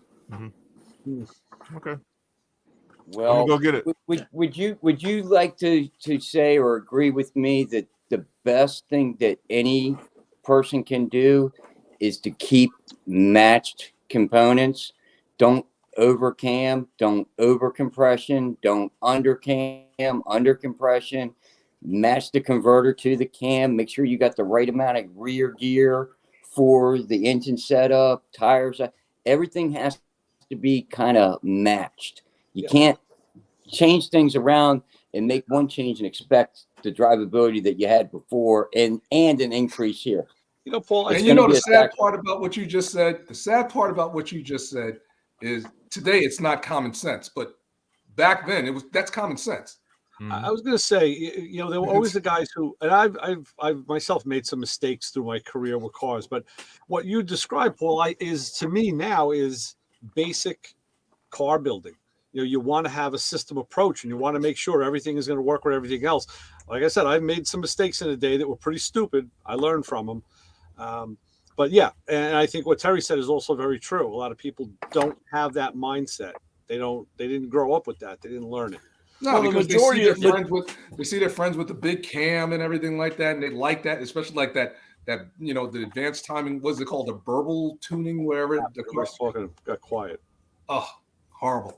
But that's what it is. They don't do their research. People don't do their research. Oh, okay. Yeah, no. Well, that's where we have to advise when somebody says, "Hey, can you put a cam in my motor?" Yeah, I can, but you won't be happy with the end result. Yeah. The majority of the problem with that time period was everybody thought was bigger was always better. The first time they'd go out and buy a carburetor, they had to put a 780 double pumper on in the car ride like crap. 283 on a 283. That had a one barrel on it. You know what I'm saying? Yeah. So, I can't even tell you how many times. I mean, I got a guy now up here in Burtonsville. He has a Mustang, and he asked me about he's having problems with the idle, and I looked at it and he's got a 780 double pumper on a 289. And I was like, dude, that's way over carbureted. Of course, there was a guy there saying, because he's an expert, saying, oh, you just got to put a bigger rear in the car now. I'm like, and he put a rear in the car. I told him, I said, Nice. dude, even when I ran 2.4s on my 289 and I had a cam and a whole 9 yards and I had a lot of work, but I had it run. I mean, it ran the best when I had two Autolite 420s on it or whatever. You know what I'm saying? All right. But, Well, Can I everyone's seen comment? my car, but they don't realize. I'm sorry. Everyone's seen my car, but they don't realize because they assume and take a quick look. That's two barrels on top of a tonneau ram. I don't have 2 4-barrels. Okay, hold on. I do not mean to demean anybody, but here's the fact. Intake closing point is torque. Intake opening point is idle. And there's overlap. And there are these things that are called overlap now. We have an overlap calculator right now on the Summit website that really, really helps. But what the intake closing point does is it helps you. Like, do you need torque? Do you need mid-range? Do you need high end? Depending on what your intake manifold, runner length is.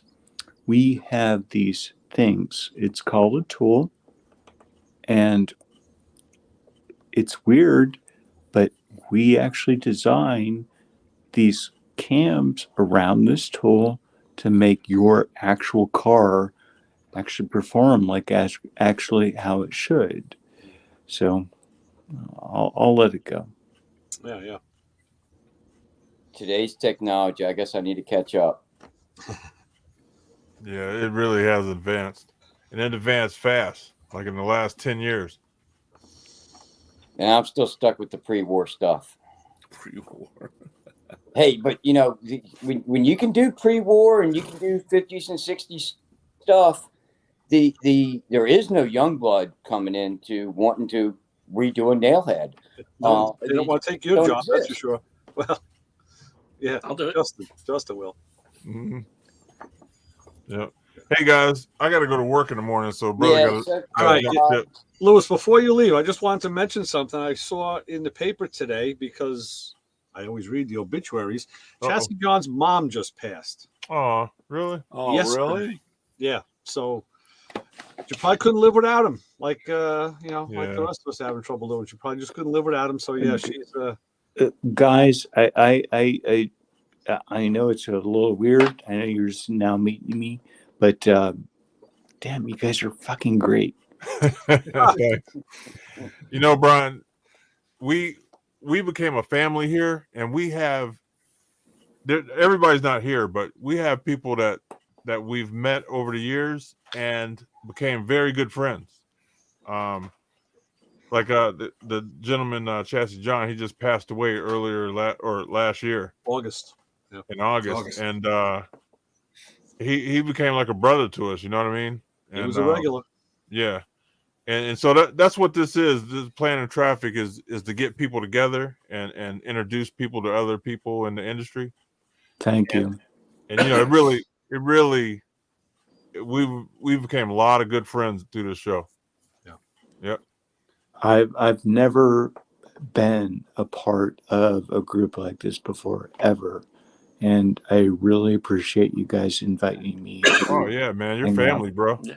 You're part of it now. Every week I tell everybody you're family now, and you can come on anytime. I'll put you in the Facebook group where you'll get the link every week.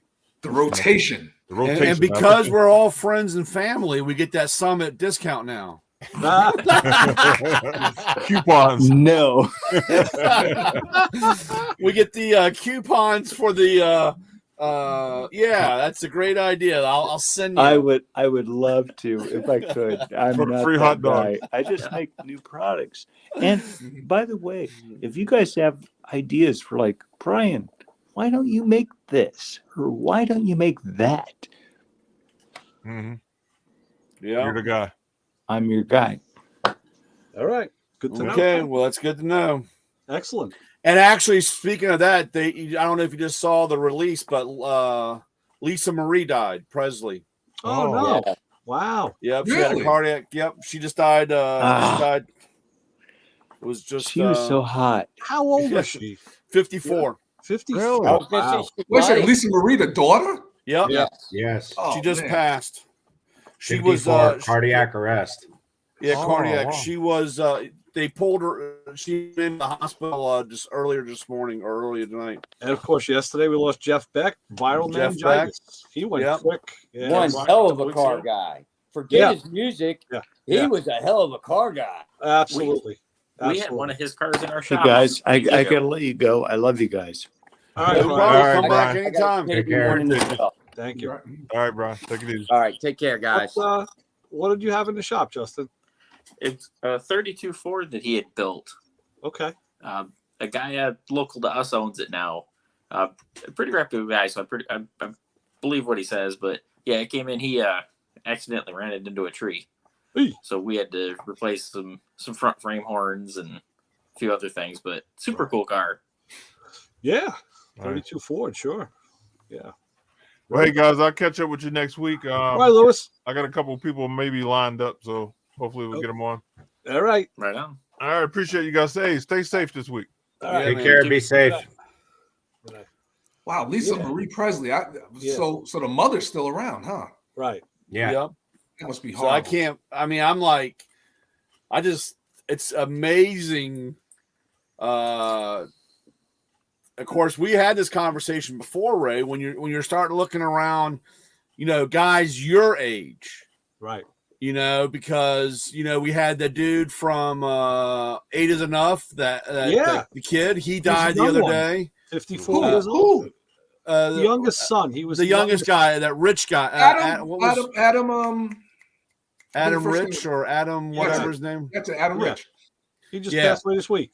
So when I start thinking about or looking at the people that I watched on TV that that had basically the same age. I mean, I'm in that age thing, or even people that are 5 years older than you, or either a few years younger. Yeah, and man, they're dropping like fly. I'm like, holy crap, dude! I mean, it's like unbelievable. And But you know what a fair assessment is look at your friends that you grew up with, because like these people, they're in the limelight. They must have had they can tell you some wild stories. I mean, think about Lisa Marie Presley. You don't think she'd be able to? Oh my God, Yeah. Adam Rich, I mean, I'm sorry, Listen, Carrie. I can tell you I some mean, I wild believe. stories. I mean, that's true. I mean, the little bit of stuff that I did and lived to talk about is one thing, and these guys probably came back from the dead about 17 times. And then you know? drove can you to imagine? 5 feet of I water. mean, all the stuff that Adam Rich as a child was exposed to. It's especially being a star. He was a child star. Yeah. And so I don't think they had the normal life. And then what happens is once they get out of that limelight, they realize, hey, I'm Adam Rich. Like no one's gonna remember me. I'm not cute anymore. Yeah. Someone take to drugs, someone take to liquor, so it's hard to make that transition. That's what that I don't know. I'm just making excuses, but I mean I guess when you start seeing your friends that you grew up with and went to school with, people that you actually know that's in your generation gap, like a couple of years older or younger, and you start seeing that, you're like, Jesus, But then I just had a classmate, like I said, and it's actually I ran into one of my guys I hung out with in high school that I hadn't seen in 40 years. And he was saying, man, there ain't too much of us left.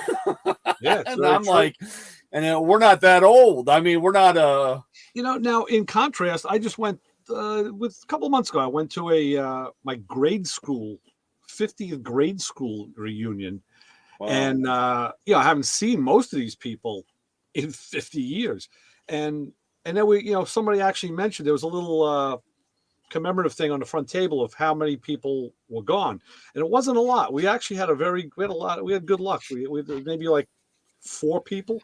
You want to hear something crazy about that? My grandmother, which she lived until she was 100, and this was a couple years back. She was about 95, and she went to her elementary school. Wow. And there was only 2 people left. 2, yeah. Well, let me see here. So, But she was like 100. She was like 95, so she had a class of 10 probably. Yeah. Well, I mean, so they had this class, and they had grouped like 10 different classes together. Oh, okay. But she only had, there was her and one other person from her class that was there. And like I said, that was like when she was 90 something, 92, 90. But I mean, unfortunately, or however you look at it, she just passed and she made it to 100, you know. Right. Well, John's mom was 85. So you could say, okay, 85, you're in there. I still think it was from a broken heart. How can it not be? So. I think How so. can it not be? Man, that's really yeah. Did John have any brothers and sisters? Just one sister, and he was the youngest. I think he's just I forget if he was a couple of years younger or older than his sister. I think he was the youngest, right? Maybe, yeah. She John, maybe he's probably been a couple of years older. Yeah. Yeah, and John's my age. We're with a month apart. So I miss him. I miss him so much. Yeah, me too. Yeah, that's crazy. Yeah, good guy. Just every sitting time back a there. conversation comes up like tonight, aspects of the conversation, I can hear John jumping in and be like, "What?" 100%. We're like, "All right, game on, boys." He'd had a few things to say earlier. Oh yeah, oh yeah. So, Yeah, John. so Brian, the thing I found, I learned 2 things working on this freaking Corvette. You got to have hands like a Chinaman to get in and just change the plugs and to get the distributor cap off. It's like giving birth. It's ridiculous. Yeah. So one of the tools I found most invaluable was my Matco 1/4-inch 3/8 drive ratchet. And I realized, but I need a longer one now. I need one that's like 12 inches. Yeah. Getting into some of those places. And the other thing that I need is now. So do you want me? I need to build you one. Yes. Okay. Yes. And Milwaukee now has a long neck battery powered ratchet. It's a torque monster. I think it's like 35 feet-pound of torque. Yeah. On the long neck ratchet, which is now it just came out. One of my buddies at the shop had bought one, and then I got their emails. They were available for, they show you like where to buy it. And it was available at a lot of places. Then the next day, nobody had it. Just like Tool Warehouse and Summit is the other place that has it. Mm-hmm. So I was wondering if you had a price point on that thing, if you're familiar with it. Yeah. No, I can. Here in a minute, I'll get you a price. All right. Yeah. Well, gentlemen, it's time for me to head on off. I'd been up since 5:30. Wow. Hey Terry. 5:30. Hey Terry, before you go, here's as it calms Can't down. see it, Isaac. You got a glare. Turn your Oh, I see it right there. Yeah, I Hold see the Chevelle nose. Yeah. Let's see if it'll. There we go. Yeah. There we go. Sweet. There we go. Nice. Yeah, I got a soft spot for I call them the single-eyed Chevelles. Yeah. Right. Yeah, that's the big part for the 71 because I mean there's subtle differences. The grills are a little different and the tail lights are a little different, but I like the 71. You know what's crazy? I was just looking at my Chevelle's reference book to get some information for a friend the other day, and I forgot when I was doing the Chevelle at the shop. It's a 71. There were different headlights around. Some were chrome, some were black. The grills were black.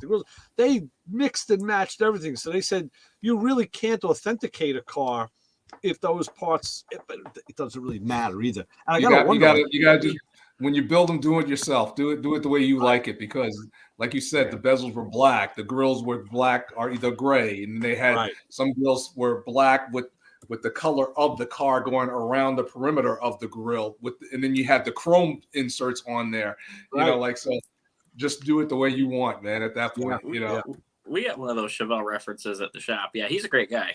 Yeah, I got a couple of those books and they are phenomenal. You wanted a 3/8 long? It's 3/8 drive. It's the extra long. I can get you the part number. It's at a 2569-21. That sounds right. That's the whole kit. Oh, wait a minute. Hold on. Let me just open the Milwaukee email. 2569-20 is the tool. Yeah, and 21 21 is reach the high kit. speed ratchet. Yep. It's an M12. Yeah, see, I like that. That's the 914. That's really nice. Yeah. There you go. What's the plan, Isaac? You gonna start turning wrenches or what? Yeah, I need to find me a Subaru to get the motor out. Yeah, you know, I could kick myself. I was at the junkyard right around the corner, and there was one there with the transaxle I needed, and I went home. I called my brother and I said, "Hey, if I can't get one of my sons to come with me and give me a hand, will you come with me?" And he said, "Sure." And I went back. Somebody pulled the heads. They left the motor, pulled the heads. Yeah, So they have a big problem with that. That's the only problem with the I know. Subarus. I know. So let me ask you this: what does the Subaru engine have to do with working on the Porsche or a Chevelle? Because it's a Boxer. Yeah, it's a flat motor, a boxer motor. And So you what do- do you and want? And it's Subaru water engine? water cool. Are you looking to put the Subaru engine in the Porsche? Yeah. Oh, I got you. Not Okay. in the Chevelle. No. Good. I didn't even think about that. I wasn't even thinking about that. You know what? Gentlemen, good night. Good night, Terry. See you, Terry. Pleasure. Take care. Take Be it easy, safe. Terry. You know, Isaac, guys here's next my week. advice. It's kind of the same advice that I gave Brian. Take the easy path. The Chevelle's going to be the easier car. Yeah. Oh yeah. Parts are everywhere. Work on something that you can actually see some progress on, which is Yeah. that Chevelle. That I agree. The Chevelle, and then just getting the Dodge back on the road. And the Dodge, that's gonna One be car at a time. that's One- true too. Yeah, that's true too. Everybody That's true does too. it. Oh, I got to do this, and I got to do that, and I got to do that. Right. I know you got four. One. Yeah. Yeah, that's true. That's true. You know, it's funny because like working on this Corvette, I found all of a sudden when I'm doing work in the shop, I have like 5 projects on that car going at one time because it's not linear the way things happen. Like I took the brakes, I took the rear knuckle off and, replaced that, but I still have to get back to putting 2 bolts in and free up the seized parking brakes. So that I'm, mentally that's on the burner. Then I went to the front and I found myself working on different things and, keeping a mental note. And it's hard enough on one car, let alone if you would do it 2 or 3. Yeah. Yeah, you're right, because then you lose your place, and then if you're trying to do 2 or 3. you're gonna forget something. We all do. Yeah. None of us do that. You get sloppy and you forget.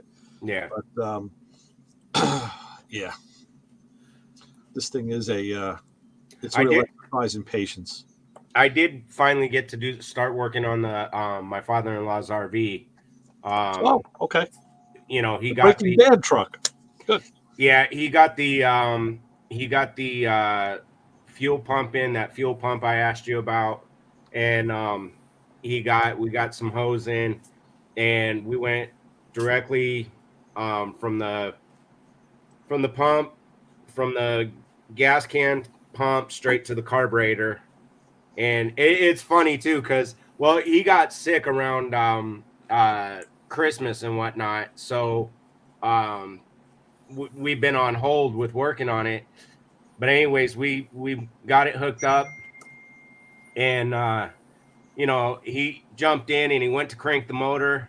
I got the pump primed and everything, and before it'd run for about 10 seconds and then it'd stall out.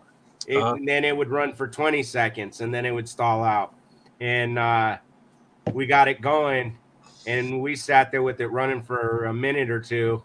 And finally I undid I had the pump on the battery leads, since I was right there under the hood, just to get it going and show him that, because he kept worrying it was the carburetor. Pulled him off. It stalled. And he says, "What happened?" And I said, "Go ahead and turn the key off. We got it running." I said, "Now we need to move down and start getting it all back together and go step by step to make sure there's no blockage or anything." But he got so excited. He goes, "I'm gonna go inside. I'm gonna tell my wife I'm so excited it's running." that was nice. That was, you know, Cool. That's good. Hey, Brian, I just got a piece of TV/movie trivia came my way. My buddy Bill was just telling me, same guy who's looking for the Pistons for the 49 GMC, that he was watching Dirty Mary, Crazy Larry last night. Yeah. So I said, okay, I own that movie. I've watched it, and he realized that the helicopter pilot, when they were chasing the car through the that grove, was one of the same pilots that was in the Adam 12 episode where they were doing air. Oh yeah. So I said I wasn't aware of that. I'll have to look. I'll check the IMDb credits and see. So it makes sense that the guy could get movie work and TV work. That movie, Crazy Mary Dirty Larry, was like around 74. Right around the Right, same Bill? time. So, Adam 12, I think, ended in around 73 or 4. Yeah. Yeah. So it's very possible. Huh. Cool. Yeah. So we have the kits in stock, but the ratchet by itself is out of stock. Really? What's comes in the kit? The kit comes with the ratchet, a battery, a charger, and a fancy bag. Yeah, it's always good to have more batteries. I have 3 chargers already. What battery comes with it? Let me flip back over. Did you see their new line of batteries? Even the M12s, I have a new line of extended. I think they're XCs or something. That looks this cool. is. I get good life out of my batteries so far.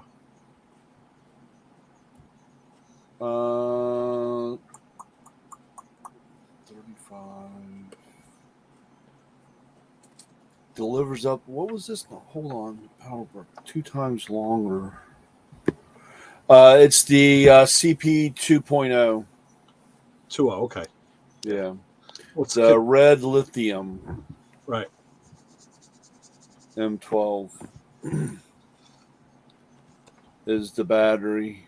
And I don't know. I think that's in the flyer. That might come with an extra battery. Yeah, I don't get the flyers. I that's got to be like $350 or more. Or yeah. Yeah, more. Okay. Yeah, more. Hey, with those lithium batteries, do you have to cycle them all the way down before you charge? No. No. The only ones you had to do that to were the NiCads. They wanted almost a cycle all the way down and then bring it back up. They didn't want short cycles. From what I understand, and I don't know if this has changed, because we in our chargers we have what's if the battery is at a certain point, it will do a quick charge or more subtained charge. It reads. And the only other problem, and I've ran into this a few times, and some guys don't fully understand, there is a cycle of life on the batteries on charge. And I tell people, because they always keep them in the charger or they always plug them in, right? You really shouldn't, because there's a timer in there, and they get to a certain point where it will, they'll say, it'll tell you it's got a bad battery, and because it has a cycle of life. Because they'll tell you, if you read in the instructions, like, up to 1,000 hours of charging, or 1,000 or 100 hours, or whatever the lingo is. You just have to watch it. I know, especially in the shops, guys do that. They leave their chargers out and they plug everything in. And look, you got the power drawer in the toolbox, so it's doing the same thing. But at home, I leave the batteries in the tools, and I have a couple spares, and I wait till they go down. Milwaukee gives like a 4. It's not 5. I think it's just a 4-bar scale. Yeah. So I'll let it go down to 2 or 1, and then I'll just recharge it, because it recharges pretty quick. Yeah. But in the shop, you want to charge them because you want to have them all fresh for the morning. But yeah, they I know, like with our Infineon line, I can't remember if it's I think it's 2 bars down. It goes into a quick charge, so it's like 15 minutes and it's fully charged. Oh wow, that's nice. And it's nice because of course a lot of guys say, "Oh, I need to have 2 batteries," and I was like, "You really don't." and spending the money, because the problem is the batteries are the most expensive things. I know. You can't. I mean, even I got guys, and the only problem that I have, it's not really me. I shouldn't say it that way. The only issue with the Milwaukee stuff is that we are nowhere near the price range of what Home Depot is. Yeah. And the only reason why is because Home Depot, will buy $2 million worth of product. Tractor They get trailer the full. discount. Sure. And we as Matco is at X amount. Right. You know what I'm saying? And so I can't compete on the price. And even I've had guys tell me they think our battery price is like M12 battery, I think is like $130 some. Wow. And they're like, I can get it at Home Depot, but they get to Home Depot and it's $119. So, the days of it being $56 are long gone. Well, they were just doing a sale for $99. Yeah, that's a great deal. It is. Well, I'm sorry, Ray, I don't want to cut you off before I forget, but that's why a lot of them right now, is with the free a lot of our deals that we do have a free battery, which, if you look at it, because everybody wants to have an extra battery or two, if you're getting one saving $100, that's a pretty good deal. Very good. It is very good. Yeah. So let me ask you: would you happen to have the competitor's 14-volt battery and charger that you want to kick out of your stock because you happen to repossess it from somebody and you don't want it anymore? The competitors, who? Yeah. Mine? No, your competitor, the big red guy. Yeah. The big red guy. Oh, Snappy? I don't actually. I don't have anything from Snap-on. Okay. I don't have, because there's a light that got left behind at the shop, and it's the light, but there's no battery, and of course I don't have a charger because I don't have any of their battery stuff. Yeah. So. Actually, what was you said 14 volt? Damn. Yeah, they use 14 volt. Yeah, because I had I did take a trade in on a 3/8 gun, 14 volt. Oh, is it the 741? I don't know what it was. Oh, that gun I would buy. I used my buddy's shop and I really like it. Yeah, so it's like having a compact Glock. The guy bought a Milwaukee 3/8 set, because the new Milwaukee one that we had, the new 3/8 gun is just a beast, or it's a really nice gun. Yeah. I don't think it's as strong as the Matco one, but I don't really use good. those guns or the ratchets for their power. I use them for their, like I bought that stubby Milwaukee 3/8 gun, and I love it because I can get it in a tight spot. And, the ratchet, I'm breaking the fast and loose and then just running it out so I don't have to sit there and crank it. And even that little 3/8 gun, it's good for like tranny pan bolts. Just run them in, run them out. I don't look at this torque thing really. That Snap-on gun that I had, I really thought I was going to get stuck with it. But I pulled into the next shop. A guy walked out and said, "What's that?" And I said, "Oh, it was a trade-in." And he's like, "How much do you want for it?" I told him. He said, "I'll take it." And yeah. See, that was pretty quick. I didn't know. Actually, I almost thought that I was going to have to send you a picture and tease you. And no, I would have bought it. If it's the 741, that's the one I want. I like that. Yeah. I happen to really like that gun. But again, I have none of the batteries, none of the chargers, none of the other electric tools. So I have to add it. But I would consider that one because I've worked with it and I really like it. Now, I haven't used, like the Matco, the Infinium, I haven't used that one. I know they make one that's a similar size. It may be just as good. But, not having to have ours is pretty good. I mean, like I said, I am surprised that since we've taken on the Milwaukee line, just for example, this is this month's flyer. And, of course, the front page, the 2 pages in front. Milwaukee. Is Milwaukee. Yeah, all the kits, yeah. All the kits and all that, but I'm kind of surprised The next page is all our Infinity. Infinium, yeah. And Well- they're offering free batteries, and they've never done all that. Well, I'll tell you, I get the notifications on the app, and I get the emails, and like for the last couple months, everything's been Infinium discount, and they've been I think up to 15% off now. Yeah, They're moving, and actually, I was just wondering because I don't know if it was this one or the last one. We had our long necks, which a lot of guys after they redesigned it, it's been really good. Our long neck's been really good too. Yeah. The only problem that you got to watch out for, and I'll be straight up and tell you guys, a lot of the high discounted stuff is the 12 volt, and the 12 volt, once it's gone, it is gone. Yeah. And the only thing they're going to make 12 volt is batteries. They're not making any more tools. I mean, but that's important because at least you can get batteries for the tools that you have. Right. Well, until a certain time, I guess, because eventually that cell is going. One thing with Matco, once it stops selling, it's gone. Yeah, yeah. And I've been going back and forth because with the discount on the 12 volt stuff, I've been thinking about, well, maybe I'll really load up here and get get the stuff that I want.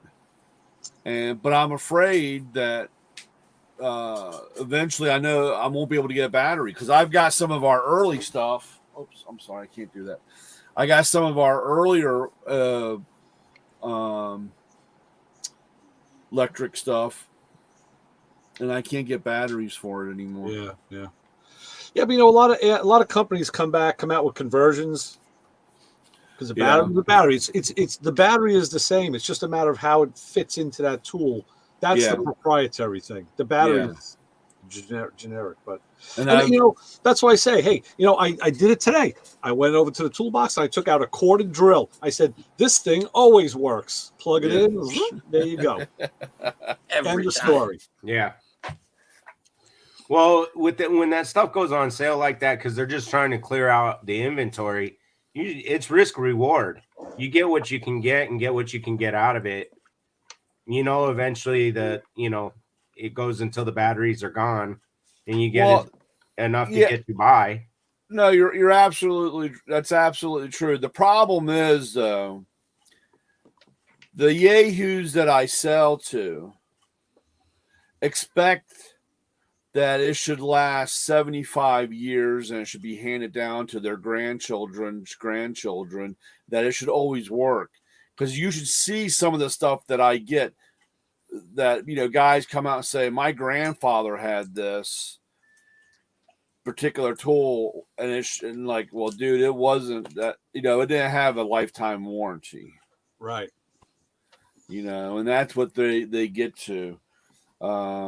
Yeah, but also the stuff back then, the electric power was, No, yeah, I know, but I'm just saying in general because I've got guys that buy. I have a shop owner. He's got tons of 12 volt stuff, and they're slowly dropping off. And he sees this, and I tell him, I told him, I said, Pete, the 12 volt is going away. And, you had 2.5 years or 3 years of this.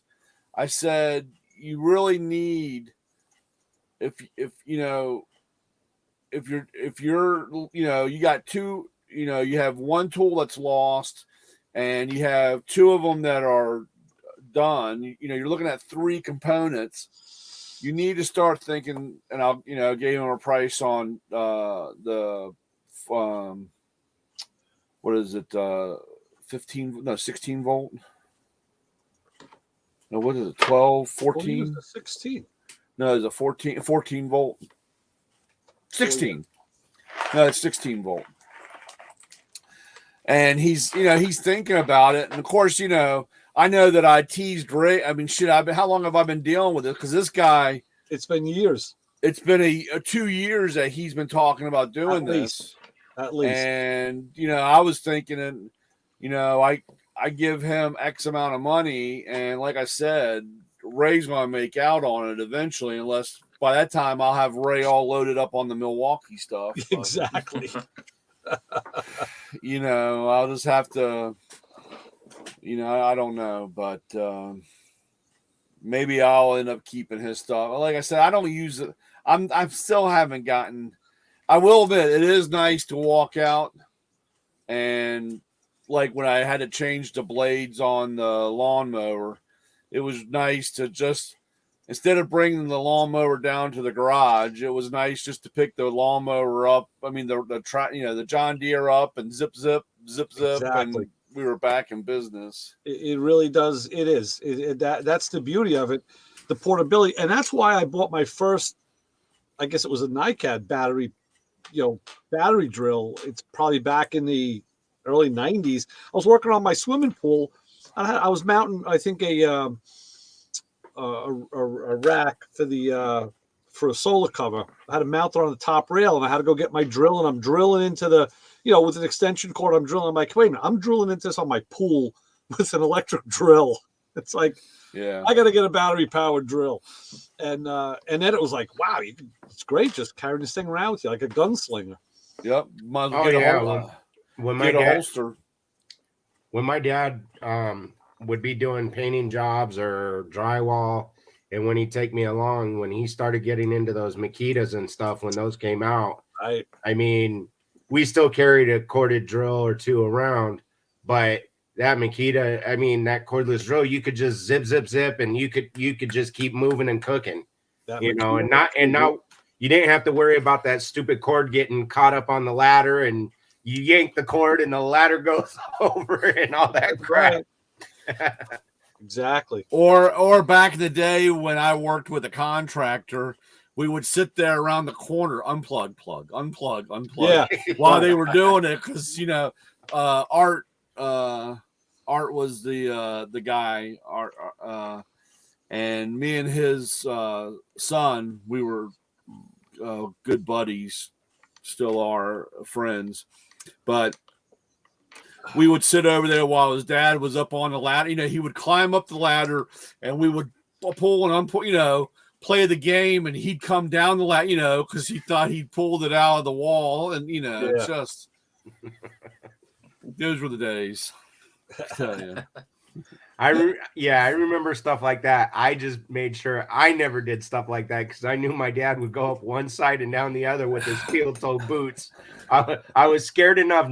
I'd watch other people pull stuff like that. I was scared enough. I never would do that with my dad. Yeah. And plus, my parents, my mom, my dad, they got used to when I'd get a little smirk and a look in my eye. They knew it was up. I was already getting hit because they knew I was thinking about doing something. I didn't even do it yet. The look gave it away. Yeah. No, that's true. So anyway, I've been watching on and off the Kissimmee auction, the Meekum auction at Kissimmee. I tell you, stupid prices these cars are going for, man. Like, whoa. And there was a guy who had a Mustang collection. It was all third gen. And I think he released, it had to be 10 or 12 cars. And then that Hertz, the one I sent you the picture of, that was the other one he sent. That was the only early one that he sent. And there were, I mean, I saw a 93. It was a 93. I guess it was an SVT. It was SVT. It was a Cobra. It went 80,000. How much? 80. I was going to say, went for 80 grand. That nice teal color. Like, oh my God. Yeah.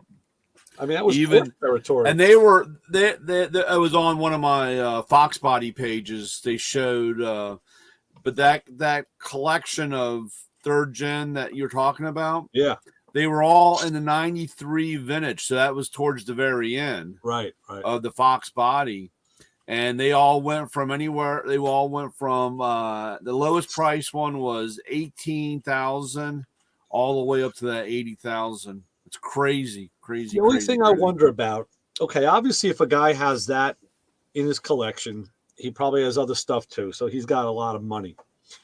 But when you sell all those cars and take a couple $100,000 in net winning, now what do you do with it? Like, I'm thinking of the taxes, because now, now dealing with retirement, everything is like tax here, tax this, tax that. So I'm always thinking like, okay, how do I avoid that? And so what do you do when you have like, or a guy that sells, some of these cars are, $100,000 at a clip or more. I'm curious if they have something because it's a classic or a collection. If it's like in the real estate line, as long as you took and bought something else. That's what I thought too. And that's what I'm wondering because, dude, like I said, if I sold my car for $100,000 and then I got to turn around and pay 33% tax on it, I'd be pissed. Yeah. I would. That's why I wouldn't sell the car. Well, that's what happened. I took my, I have severance pay that they owed me, and I buried as much of it as I could in tax-free accounts, but I maxed them, and there was still money left over that we got to send it to you. Yeah, you should remember your long lost kid. Yeah, my little lost kid can help me pay the taxes. That comes right off the top, man. They take that right off. A family donation. I thought you're allowed to send each kid $10,000, right? Yeah. Come on, Ray. We know how to work the system. Yeah. Well, and on the auction house, if you were to auction the car, then there's the percentage that goes to the auction house. Oh yeah, yeah. Usually that's added in. Usually it's not with the sell. It's added on top of that. The buyer and the seller both pay. Yeah, they do. Yeah, because I know they talk about that a lot of times at Barrett Jackson. Right. Okay. Because they'll say, oh, the car went across the block, at 50,000 plus the whatever percentage from the buy, The buyer and the seller both pay. Yeah, so that's added in. Well, that's not so bad as far as splitting it. That's not so bad. But then like you said, if you got the government trying to get their 33.5 and 5 penny percent. That's why it was funny because I thought of that when I watched that Mustang go over. I said, you know what? I didn't see all of his auctions, so I don't know how much they sold, but I'm thinking, man, just take that money and dump it in real estate. Just reinvest it right away. Yeah. That's what I'm wondering. I guess I need to talk to I'm just curious and talk to my tax guy about that if they have something like that because a lot of people don't understand, or I didn't even know that until just recently because I'm watching this thing on real estate. Yeah. And, about, like I said, when you buy something for $50,000 and you sell it for 1.2 million, you have to take that. And if you're going to keep it's one thing you're paying, but if not, you have a time part where you're buying something bigger. Yep. So you're always investing it. Turn around and buy a tool truck. Yeah, good luck. I got one for sale. Just to have at my house. I don't want to. No problem. I'll ship it up there. Just want it here, So instead of going to the toolbox, go into the tool truck. Yeah. Heated and air conditioning too, Ray. So you have a expo next month, right? February. Yeah, we got this after Friday. It'll be 5 weeks. Yeah. I saw Michael did a video. It was like 2 weeks ago. He was talking about how he was like, luckily he had depleted most of his stocks. He says, the truck's looking bare. He goes, because I'm going to Expo. So he says, you want to have the money so you can go and buy more. Yeah. Like I said, when I got myself, I did that bad deal and kind of got a little wonky there. I'm hoping it's taking a little longer to straighten out just because I cannot. I do not want to get myself. Well,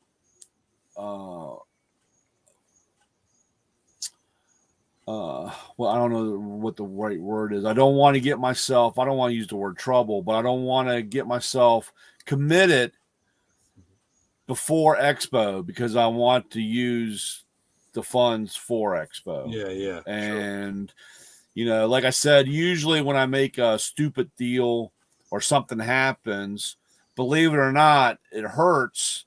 but usually to get yourself out of it, you have to basically spend the money you really don't have because you got screwed out of to buy yourself to get yourself out of it. You know what I'm saying? You have to say, okay, I'm going to do, like I said, if it's the BOGO plier things, you order up 20 of these things and you walk around talking pry bars. You know, you got to push the product, to replace what you lost. You got to get back on the books to get that money flowing. And I didn't want to get myself in trouble because of Expo. I want to be able to have money. So I'm kind of between what I have on the truck and walking around with a baseball bat. Where is Expo this Texas. It's Go see Paul. Where's that where the Alamo is? San Antonio. Yeah. Which I've already been once. We've had it there once, and I kind of really wish, as much as I hate to say it, I really wish we just go back to Vegas. Yeah. So, most of those places, we're staying in 3 hotels. There's so many, and these places aren't big enough to hold all of us. Really? So, and the convention center is like, 2 blocks away and we're staying in 3 different hotels. Well, maybe they'll have good cheap horse rental prices. Huh? Maybe they'll have cheap horse rentals, so you get yourself nice. The problem is you get halfway down walking to the expo and you got to take a shit and you got to decide, can I make it back to the expo or back to the room? And, these things are critical when you're an old fat white guy. You know what I'm saying? You got to see what kind of, get into a store. But, like I said, get that Palomino. That's it, Yeah, if you mount up on the horse, then the horse will just shit on the sidewalk for you. And you don't have have that's to... right. You just mix it in. Nobody will notice. But no, like I said, there's just not a lot of. I mean, by the time you get, let's see, there's 18. Well, I don't know exactly right now, but we'll just use the numbers that I know. There's 1,800 plus distributors, and if they bring their other person, so then you're up to 36, and how a lot of them, are bringing their kids with them. Oh, wow. Or a grandparent, a mom and a dad to watch the kids. So, somebody can, one thing could bring 5. I mean, it's like the one year I took the girls, so all 5 of us. So, that's a lot of people. Yeah. So what's your strategy? Like, what's your buying strategy? Do you already know what you want to pick up, or do you just kind of wing? I always do. I always print out my top 25. So the stuff that I'm always that I'm always selling, or that the top 25 items. I usually, and I've gotten pretty good. I don't like really using this word forecasting, but it's like our half inch impacts. It's the strongest gun in the market. They're badass, 2-year warranty. Well, you got them. I agree. It's a great gun. I will go and buy. I'm up to, like, this year, I'm up to like 45. Now, guys are still buying a pneumatic. I still sell those guns like crazy. Yeah, good. And because of the pricing and what I could do as deal wise, like I said, I last year I bought 30. I think this year I'm still going up at the 40, maybe 45 guns. Okay. And like I said, anything that's in my top 25, that's what I bulk up on. unless it's an item that goes on sale a lot, I won't buy as many. But if it's believe it or not, Vice, bench vices. Yeah. They very rarely go on sale. I always pick up like 5 of them. Wow. It's one of those things that you get asked, and then you have, because of the deal or the pricing, I have a lot of playroom where I can, like I said, I can make a deal or make a little extra money. Yeah. On that. This year, I'm leaning towards, and I know we don't have a lot of this particular line of tools, but I know I did really good with Lyle. Lyle makes some, and what's the other? There's the German company. Weha? No. Vim? Them. No, what's the German shit? They'll come to me in a minute. I'm sorry, but timing tools, cam holders, any kind of timing tools, timing locks for camshafts or whatever. This year, between that and I've done very good here lately with anything pullers, big pullers, 5-ton, 7-ton, splitters, bearing splitters, or three arm jaws or anything. Yeah. It seems here lately that it's a I've been effing with this all day, beating it with a fucking hammer, and I can't get it off. So, do you have a puller for this? Right. And so I think that that's going to be my main drive. And hammers are always good too. Yeah, hammers. Well, I have plenty of hammers on the truck. Yeah, I've been selling a lot of brass hammers here lately, so I guess things have become sensitive to touch, so we got to be gentle with beating the crap out of it. Yeah. So, but I'm hoping.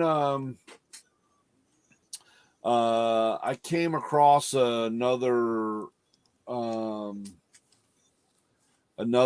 company. I think it's Tiger Tools. They do a lot of cam timing tools, and they're a pretty good price range compared to, I would love to have Oschenmacher. That's the AST Oschenmacher. But when they want, for me to resell at $800 for a timing set for Volvo, when I could do the Tiger stuff for $200. Yeah. And half the time, these guys are only. It might be one time a year, maybe 2 times a year. Right. But when you need the tool, you need it. Because with the interfering motor, sure, it's a little easier selling a $300 tool versus an $800 to sit. So, well, I guess as you've learned, screwdriver sets always sell. Yeah, I mean, don't know why. I'm still dumbfounded at how many screwdriver sets I sell. So, or even I've noticed also, and I really hope that we can, get back to, I don't want to beat the horse with the supply chain, but, I did really good in the earlier part of the last year with Torx, inverted Torx, 12-point, and Torx Plus. A lot of things are starting to become Torx Plus now. What's the Torx Plus? Torx Plus is more of a square. Like instead of a star, it has more of a square, and they Sounds like have sports a minus square, to me. and they Pumps also away. do Ford is starting to use that a lot, and it's inverted, so it looks like you need a gear, Right. a sprag type gear to go in. So like I said, those have been real popular, and I started something about 2 years ago. I call it. I walk up to the guy and I tell him, I hear you're sticking it in the wrong hole.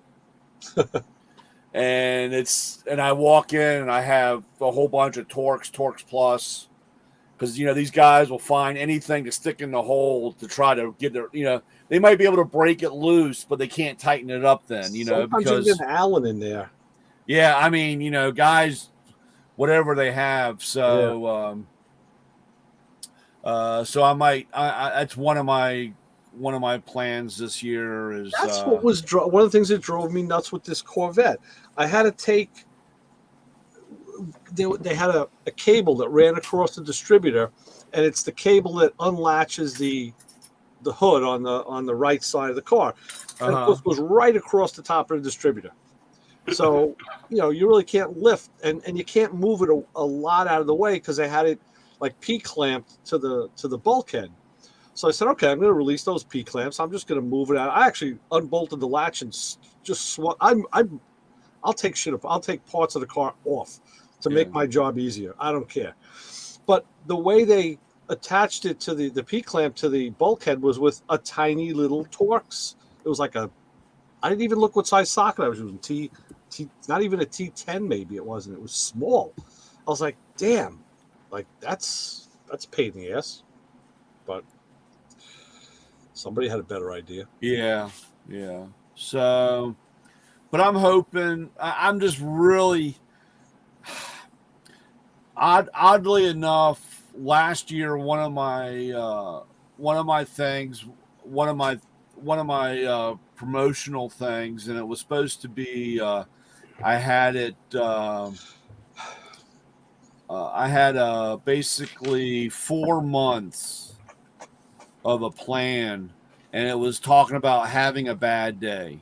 Okay. And the whole premises of it was with extractors and drill bit, the hyperstep drill bits, extractors, and our twist socket bolts, or our non-slips is what our non-slips are really awesome sockets for taking out 90% rounded bolts. They're just the way they grip and they have.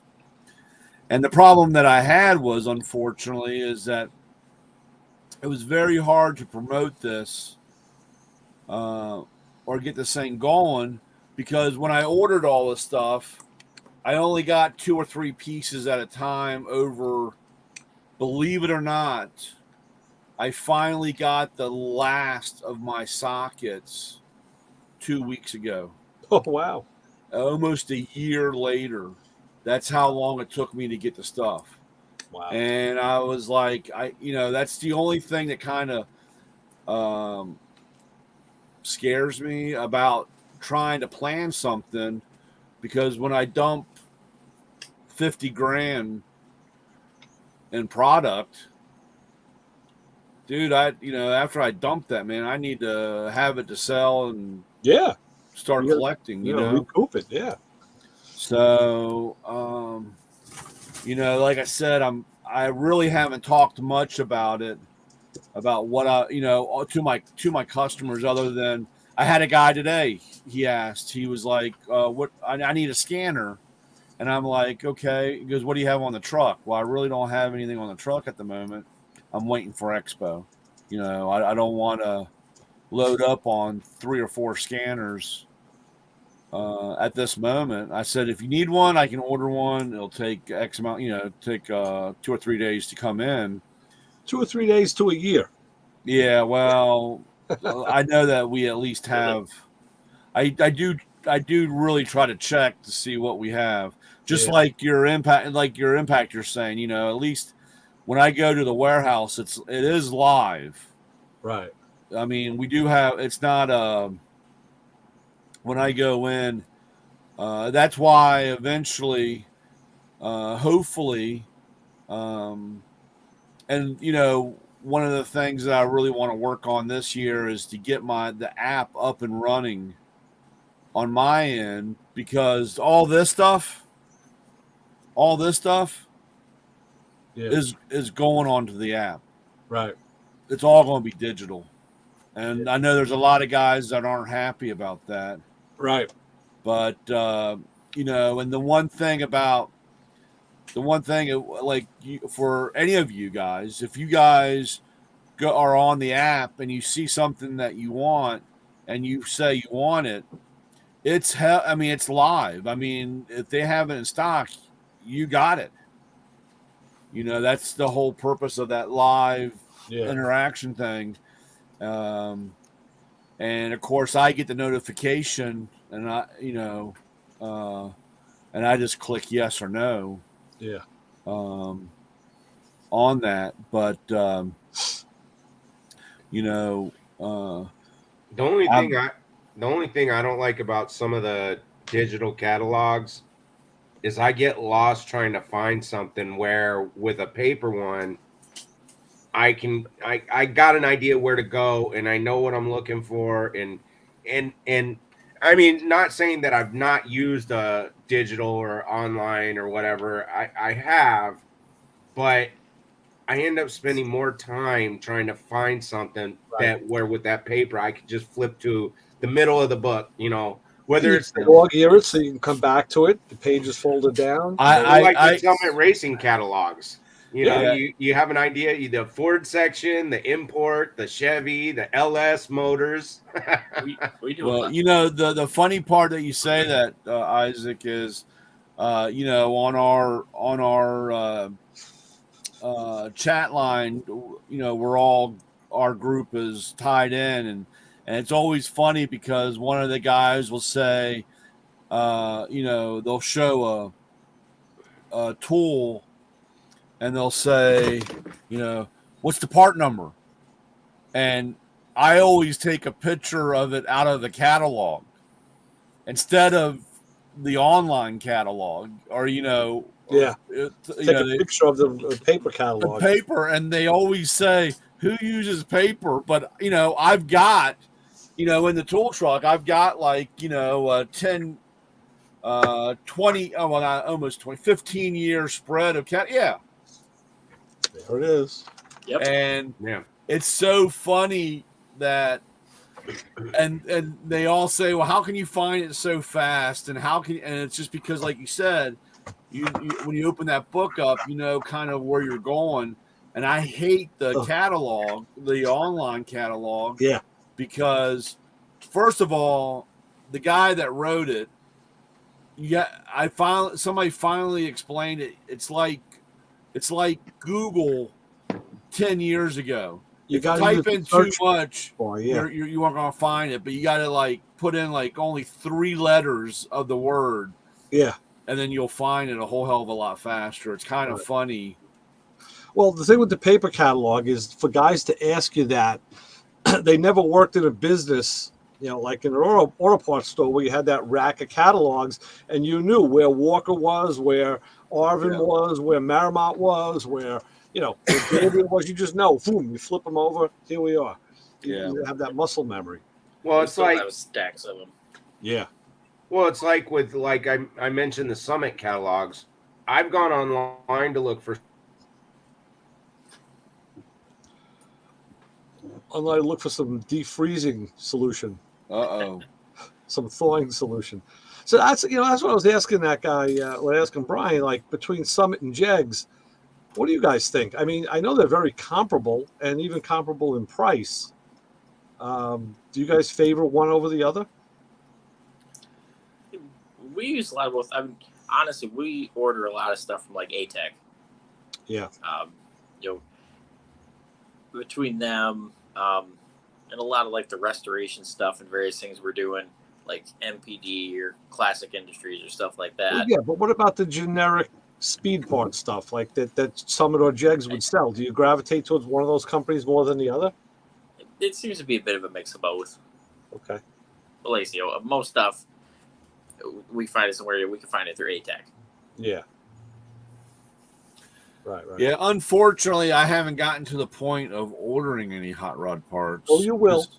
I know, and on top of considering that I have a pile of stuff that I've already bought over the years that I don't even know that way. That's what was getting me a couple of years ago. I wanted to buy for my Fiat.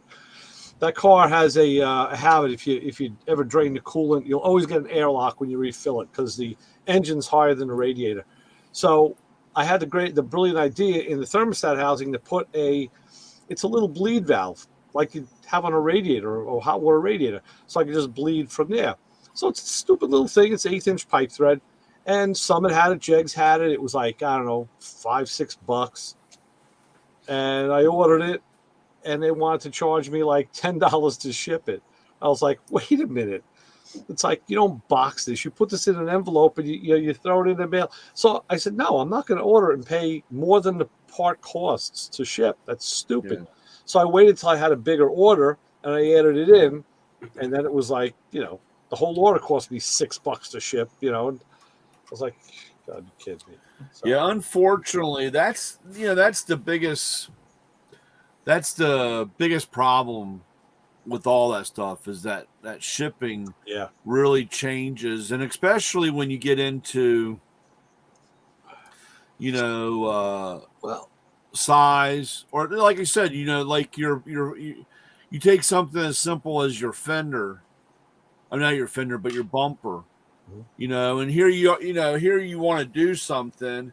And you have a guy that's saying, yeah, unfortunately, it's X far away, and it's it adds to the whole cost and everything that way. That it's really, and of course, like I said, God forbid if it gets really damaged or bent up or lost.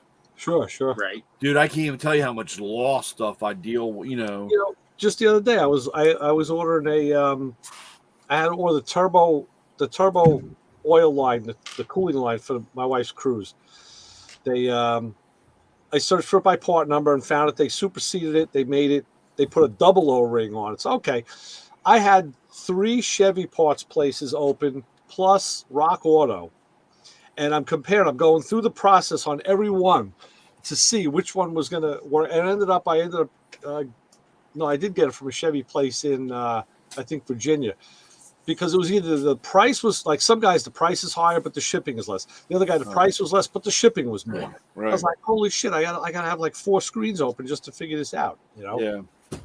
It's like, and sometimes, like I said, or you see the price and it's like, well, this is like $10 more, but then when you look at the guy that's not shipping, he's charging you $10 for shipping. Right. So you're paying for the shipping. Yeah. It's just well, if it's comparable, then it's easy to make the decision. You can just decide eeny, meeny, miny, mo. But sometimes there's a wide gap. Like they get upset when I say I'll send you my UPS number.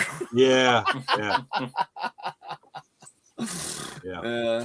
That's the thing. Like with this bumper, the guy is, he needs a prototype. Yeah, he needs to prototype it. And he doesn't have the bumper. And I said, I wish it was closer. I'd send it. He's in Arkansas. But I guess the deal is once I send him the bumper and he makes the spoiler, he's going to send me one. So So the way I'm looking at it is, and he sells these things for like $350. So basically I'm selling a bumper for $350, which is pretty damn good. So, and maybe half a bumper because I get to cut it in half. That's going to hurt. Yeah, I don't know. Hold on one. But I'll be right back. Yeah, I don't know. Yeah. Crazy. Yeah. Any tools on your guys' wish lists for the future? Anything for me, good. For me, I think it just depends on what I get to working on. Yeah. Then I'll have an idea. Although I do need to order that one the one that we interviewed those guys on. You did it on the handy radio. clamp. Yes, I set up to order it. I set up to order it like shortly after that, and then there was an issue with my pay, and from with what I do. So I'm like, okay, well, it'll be there. And then as time went on and things got corrected, I didn't think about it. Well, where I'm drilling into the frame and getting ready to mount that fuel pump. Yeah, there's a waste water tank, and there's about this much room, and I could get my fingers up there, but I'm like, you know what? That tool would be perfect. Yeah, exactly. That's the application. You know, now even like I went the opposite way. I was putting this distributor cap. I made a stupid mistake. I put the cap on and I had it seated. And then I had to put the screws came separate. It's an HEI distributor. So I went for the easiest one first that I could see. And I put the screw on it and it wasn't dropping into the hole. It was like this little flashing on the cap. And I had to really work it on it and like push it down. So the ones that were really kind of hidden, I wanted a magnetized socket. So I have these little things I got from Craftsman. They're little magnets to go inside of a socket. But then it made it too shallow. There wasn't enough room for the screw head. So I'm using my long needle nose pliers and holding it and putting it in. And I said, stupidly, I should have had, with the cap off, I should have made sure those screws fit, and I didn't. So I paid for that one. But I only dropped the one screw only about 80 times, so it wasn't too bad. I've done that before where I'm like, I should have checked it. Now, I wasn't in as tight quarters as you were with that vet, but. And I actually said, I had the cap off and the rotor off, and I'm looking down. And the guy that owns the shop was in. I was going to tell him, hey, Mike, maybe you should order a module while I'm right here and I have this. But I said, you know what? With modern electronics and the way I've seen parts fail, this original one is probably going to last. So you can't win. So leave it in, and hopefully someone else will have to change it. Yeah. Yeah, it sucks that that was the thing. While you're there, replace it, but it's not a thing anymore. Yeah, that's well, like I said, that goes back to well, kind of, I guess, but that goes back to my F-350. Yeah, everybody gives me such a hard time because they all think that it's the high pressure pump, and when I had that whole motor, I was there, and of course, it's a little expensive. It ain't a $49.95 part. Yeah, but again, I'm like, dude, I don't want to. I'm that's been my biggest thing is I don't want to tear it all back apart. Yeah. I mean, it's a lot of work. It's just not, loosen something up and slide it apart. You got to take the whole effing thing apart. I mean, that was a diesel too, wasn't it? Yeah, my 6.0. Yeah. Yeah, I remember before I started coming on with you guys, I remember you guys talking about it, and I remember Chassis John talking about one of his trucks, and you guys were. Yeah, I don't know what I'm going to do with that thing. You're getting a collection of I know cast-offs. Trust me. I hear about it because my wife goes, "You're the person with the most cars, owns the most cars in the house, but you have to borrow somebody else's car all the time." Well, you say, well, okay, because I fix them too, so I got to test drive them to see if they're. Yeah, as long as I don't run into them and take out a fender and a tire and everything. I mean, shit. Yeah. Hey, don't feel bad. I'm the same way, as not as far as hitting everything, but as far as I got a bunch of cars all over the place, and actually right before I was able to get signed on, I was listening. They give Isaac like 30-second talk and they freeze them. Brian, you got to do it like Batman. Batman had the Batmobile, but they had the they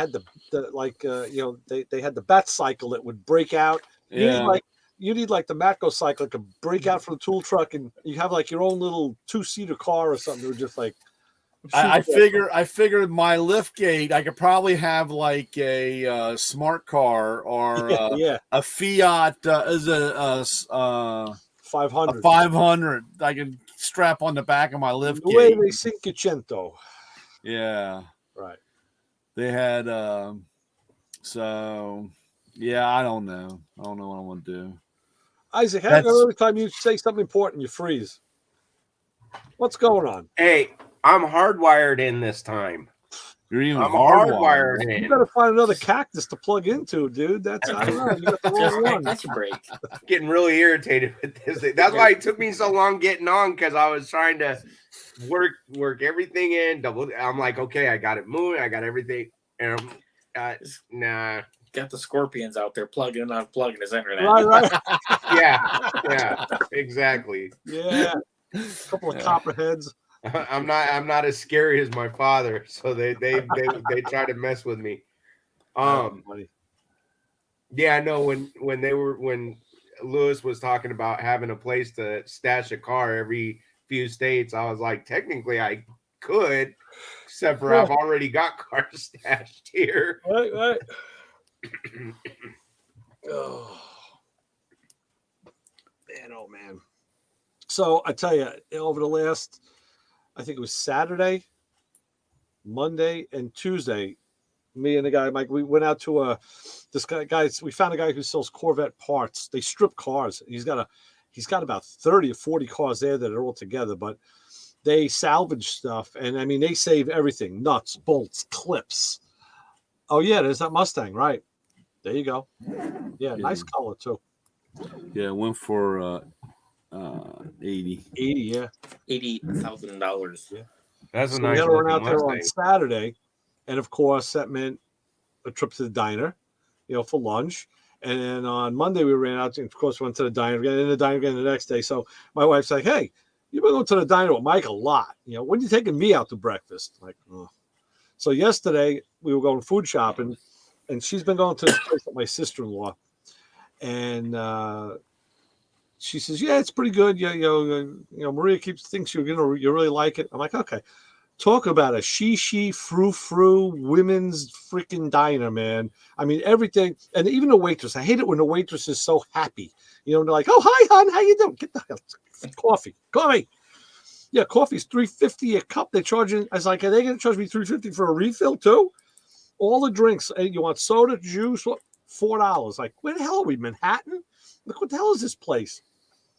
And of course, she's getting her, her what is it? It's avocado toast and all that. Like, no, eggs, sausage, hash browns. That's what I want. It's like, but talk about it like and everybody in there. It was like one or two guys, but it was all women. I'm like, it's like an estrogen rush in here. It's like, I'm gonna go back with Mike. We're gonna go back to another dive diner. Where all the guys hang out, like some Greasy Spoon coffee shop the truck drivers go to. Right. Ugh. Crazy. So it's funny because I told him that story. He goes, "Oh, that's funny." He says, "My wife was telling me, I think they were gonna go out and get something." She goes, "Well, you've been eating with Ray at the diner so much with Ray. She goes, you might as well just, go get your own dinner." Whatever. He's like, "Okay." Like, oh, good. We're both catching crap. Yeah. See, I'm lucky. We have a place called Jerry Bob's around here, and it's like an old school, diner type of place. And my wife loves that. Nice. I don't, I mean, once in a while she likes to go to something that's a little more, upscale, but for the most part, she's fine with those greasy diner type places. Nice. So I look out. Yeah, that's good. Usually she wants to go more than I do, and I'm like, but hey, that's the good thing though, is she's not trying to drag me to a place I got to really dress up or tone it down. Right. Yeah, funny. Yeah, I don't know. Good though. Oof. Yeah. I don't know. But tomorrow's Friday. Thank God. Gonna see if I can get this body man to clear out the one bay for me so I can come in there Saturday. I had to get a radiator for our protege. I got the radiator and the hoses, and I'd rather do it there. It'd be easier to do it in the shop. But I gotta see if I can, whatever he's got in the middle bay, I want to be able to get it out. They're having the parts. They can't get parts. They can't get body parts. I'm telling you, man, it is so. Yeah, they're backed up like crazy. And the funny part is, and of course, I know I didn't want to give Brian, because he was saying, well, we had the parts, or the problem is, because like you said, we were pretty good also, because when the lockdown or whatever, so you didn't have a lot of people buying, so you had the stuff, and of course once it started getting kind of back, we had stuff, because you didn't have, but the suppliers weren't ordering anything. Yeah. So he's like, oh yeah, we're not too bad, we have stuff. Yeah, well, after you sell your fifth alternator or your fifth whatever, because you only had 7 on the shelf, and if you have your computer set up to regenerate an order, they're going to say we don't have it. I wonder, I know they sell a lot of PowerMaster stuff, so I wonder how many PowerMaster alternators and starters do they keep on the shelf at Summit? Is it 50, 100, 1,000? Right. I wonder. I would have wished I could have asked them. It was kind of funny because I'm trying to think what it was. Like, how many sets of Pontiac headers are they really going to have in stock? Yeah. Even Summit isn't selling a lot of that stuff these days. And so I can't remember what the item was. When we had our regional meeting Monday, and one of the items, I can't remember what it was. Damn, where's my list? Shit. I don't know what I did with the list. I can't remember. The guy was like, oh, there's 3,800 in stock, and at the end of the month, another 4,200 are coming. You know what I'm saying? So, when you have that kind of idea, that's one thing. But, these guys that had stuff, like our biggest problem, again, is getting batteries for this stuff. So, it's great that we have the stuff, but it doesn't do me any good if I can't, it's like selling soup with no spoons. You know what I'm saying? So, well, you can. Yeah, well, it's kind of hard. Change the battery tool without a battery. Yeah. For me, it's not a problem. I use a fork. Yeah, I get all the good bits up with the fork, and then I just slurp the bowl. That's what I was thinking too. I can't. Right. Yeah. So, and the only other thing I could say, of course, luckily it hasn't been, but had a pretty good die cast day today. Oh, good. Nice. All right. So I guess they finally stuff is finally coming in because the shelves have been empty. Wow. But actually I left the stuff out in the tool truck. I got home so late tonight. I didn't get home until 8:30. Wow. I had a busy night. I had a busy day. I had a couple busy. I had a couple I got that I was happy with, but same thing, they're in the truck. I wasn't able to sneak them in. Oh, let's see here. I did 1,100 steps today. That's kind of odd you say that, because it's midnight, so it changed. Yeah, I had to go back to one. I had to go back. Why does it say yesterday was 1,104? Yeah. Look at that. Why? It's all washed out. It's washed out. It's actually above there. Why is it like that? Yeah, I did. There you go. 1104, Brian. Oh yeah. Yeah, which is weird because usually I'm doing around close to 3,000, and even especially at the shop. But I know why, because now I was kind of like, I was like right under the front of that car, and my toolbox is right there. So I was actually like sitting on the wheel doing a lot of that work. You're sitting down. I wasn't moving. Like the other day when I was working on a knuckle, I kept walking. And in that shop, it's a maze. You got to walk around stuff to get to the other side. So you're always going like. I'm usually at 9. I'm usually like at 993 to 10 in a day. That's very good. Yeah, this claims I did 6,574. Man, you guys are out walking me. I don't. That's great. I didn't think I walked that much, but that's good. And then this is the real kicker. This was the beginning of the year. This was January 3rd, and that's when I fucked my knee all up. And it shows you how bad I was down to only it doesn't it didn't register any steps, but it was what was going on with this? It registers crawls. Yeah, because I was like, because my little circle wasn't complete. Oh yeah. Wow, I wonder what mine's gonna say. I gotta check it on game day after a game day. Yeah, right. Because that would be when I'm moving all around and running Sure. I know when you go food shopping, I'll do like 3,500 steps just food shopping. Yeah, it's crazy on that. But I almost I did a quarter more on my circle.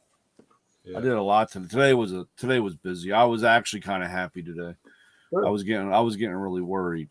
All right, so I got a new thing of pepper jack cheese waiting for me upstairs. We had them slice it thinner this time instead of like the shingles they made for me last week, which I really hate.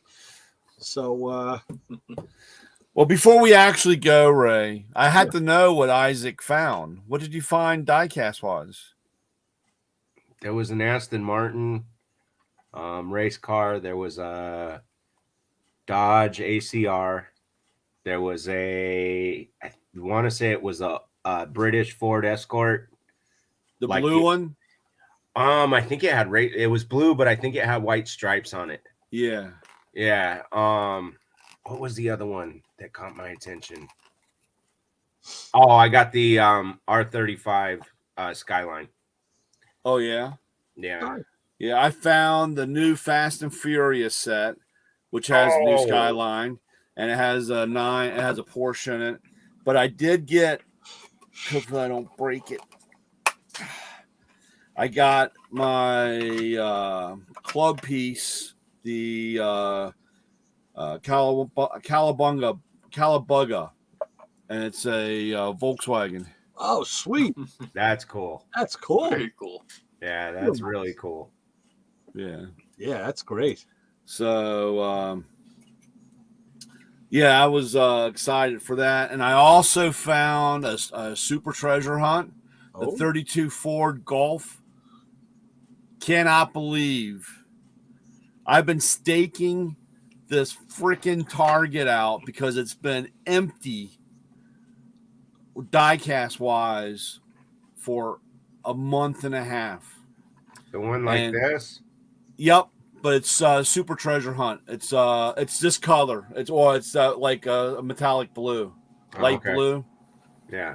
And so yesterday I walked through, and the lady was she was doing the end caps, changing cleaning off, changing the end caps, and I noticed that they had on the bottom of the shelf. They had, Hot Wheels 119. So that means a Ben's coming, a box is coming in that they put in the bottom of cars.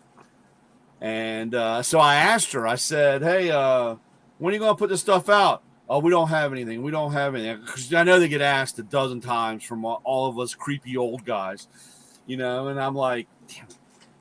So this morning I was like, I don't know. I don't have time, man. I got to get going. I'll stop by. I walked in, fresh box, man. She had just opened that thing up, and right on top was that that super treasure hunt, that 32 Wow. Ford, man. I was like so stoked. Nice. So, and then I also found a Target red too. The Rain Man, what was that? Buick? What was that? 49 Buick and Rain Man, the movie? Something like that. Yeah. The convertible. Yeah, the convertible. So I found a Target red that has red wheels.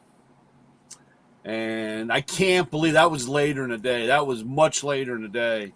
I walked through and I was like, oh, they put some new those are from Lighthouse. And I said, oh, they put some new ones out, and went through. There was 6 of them, so it was one case. And I was like, holy shit, I can't believe this thing sat here all day. Nobody found a Target red. So Wow. But that was my excitement. I hadn't found anything in a month and a half. So All right, well that's good. I'm still looking for that GT40 Matchbox. the one that you messaged me. Oh yeah. I'm Are you still really? looking Oh. for it. Well, if I find one, I'll get it for you, Isaac. That'd be cool. Yeah, I went to Target, but of course when you messaged me that was right before Christmas. So I went to Target, their shelves were clear. I went to Walmart, Yeah. their shelves were clear. That was the moving parts one. No. That was the one with the box, right? Yeah. The one with the box. Yeah. That's the actually it was funny. This was the moving parts Matchbox. This is a Lambo. Yeah. And this one, it was actually funny. Somebody hid this one over in electronics. Yeah. And it was funny. I was looking because I was looking for a new LED light for this. Yeah. And I'm walking. I was like, "What the hell?" Looked over. I said, "Man, why they gotta hide this shit? Can't spend $1. They gotta go hide the crap." So that was Sunday. That was Sunday, I think. Funny. That's awesome. Yeah, well. All right, Ray. I know you want to go get your chicken. I mean, your chicken. My cheese. Feed the cat, put out the garbage in the rain. So you know what? For Lewis Lee and Brian Nutter from Summit Racing, see if we can get. I'm going to see if I can get his other guy there on the radio. Was his email? Was it B dot or B? No, he just said B Nutter at summitracing.com. I sent them an email and it didn't come back. So I was wondering because I want to try to hit him up on my friends and family discount. Yeah, right. Well, if you do, you let us know. I can always use more stuff too. And so yeah. For those guys, and of course, what? Hey, what? Hey, if you can't take a joke, F you. That's all. And for Hey Matco Man, of course, Coach Isaac Justin from American Gas, a hot rod. Who's taking us out? Justin, everybody, you set the bar for this. So now I think Chris was even kind of taking your stuff too. So what do we say to the people who are waiting for me to take out the garbage outside? Well, we'll tell them you can follow us on social media. Lots of different places, but don't follow us home. You're not getting any of that pepper jack cheese. Excellent. Damn right. Or All right, that fellas. lemon cake I'm eating. All right, yeah. Cake. You'll have a good week. My daughter made lemon cake. Sounds good. Sounds good. All right, guys. Be safe. Talk You to you too. soon. We'll see y'all. And this and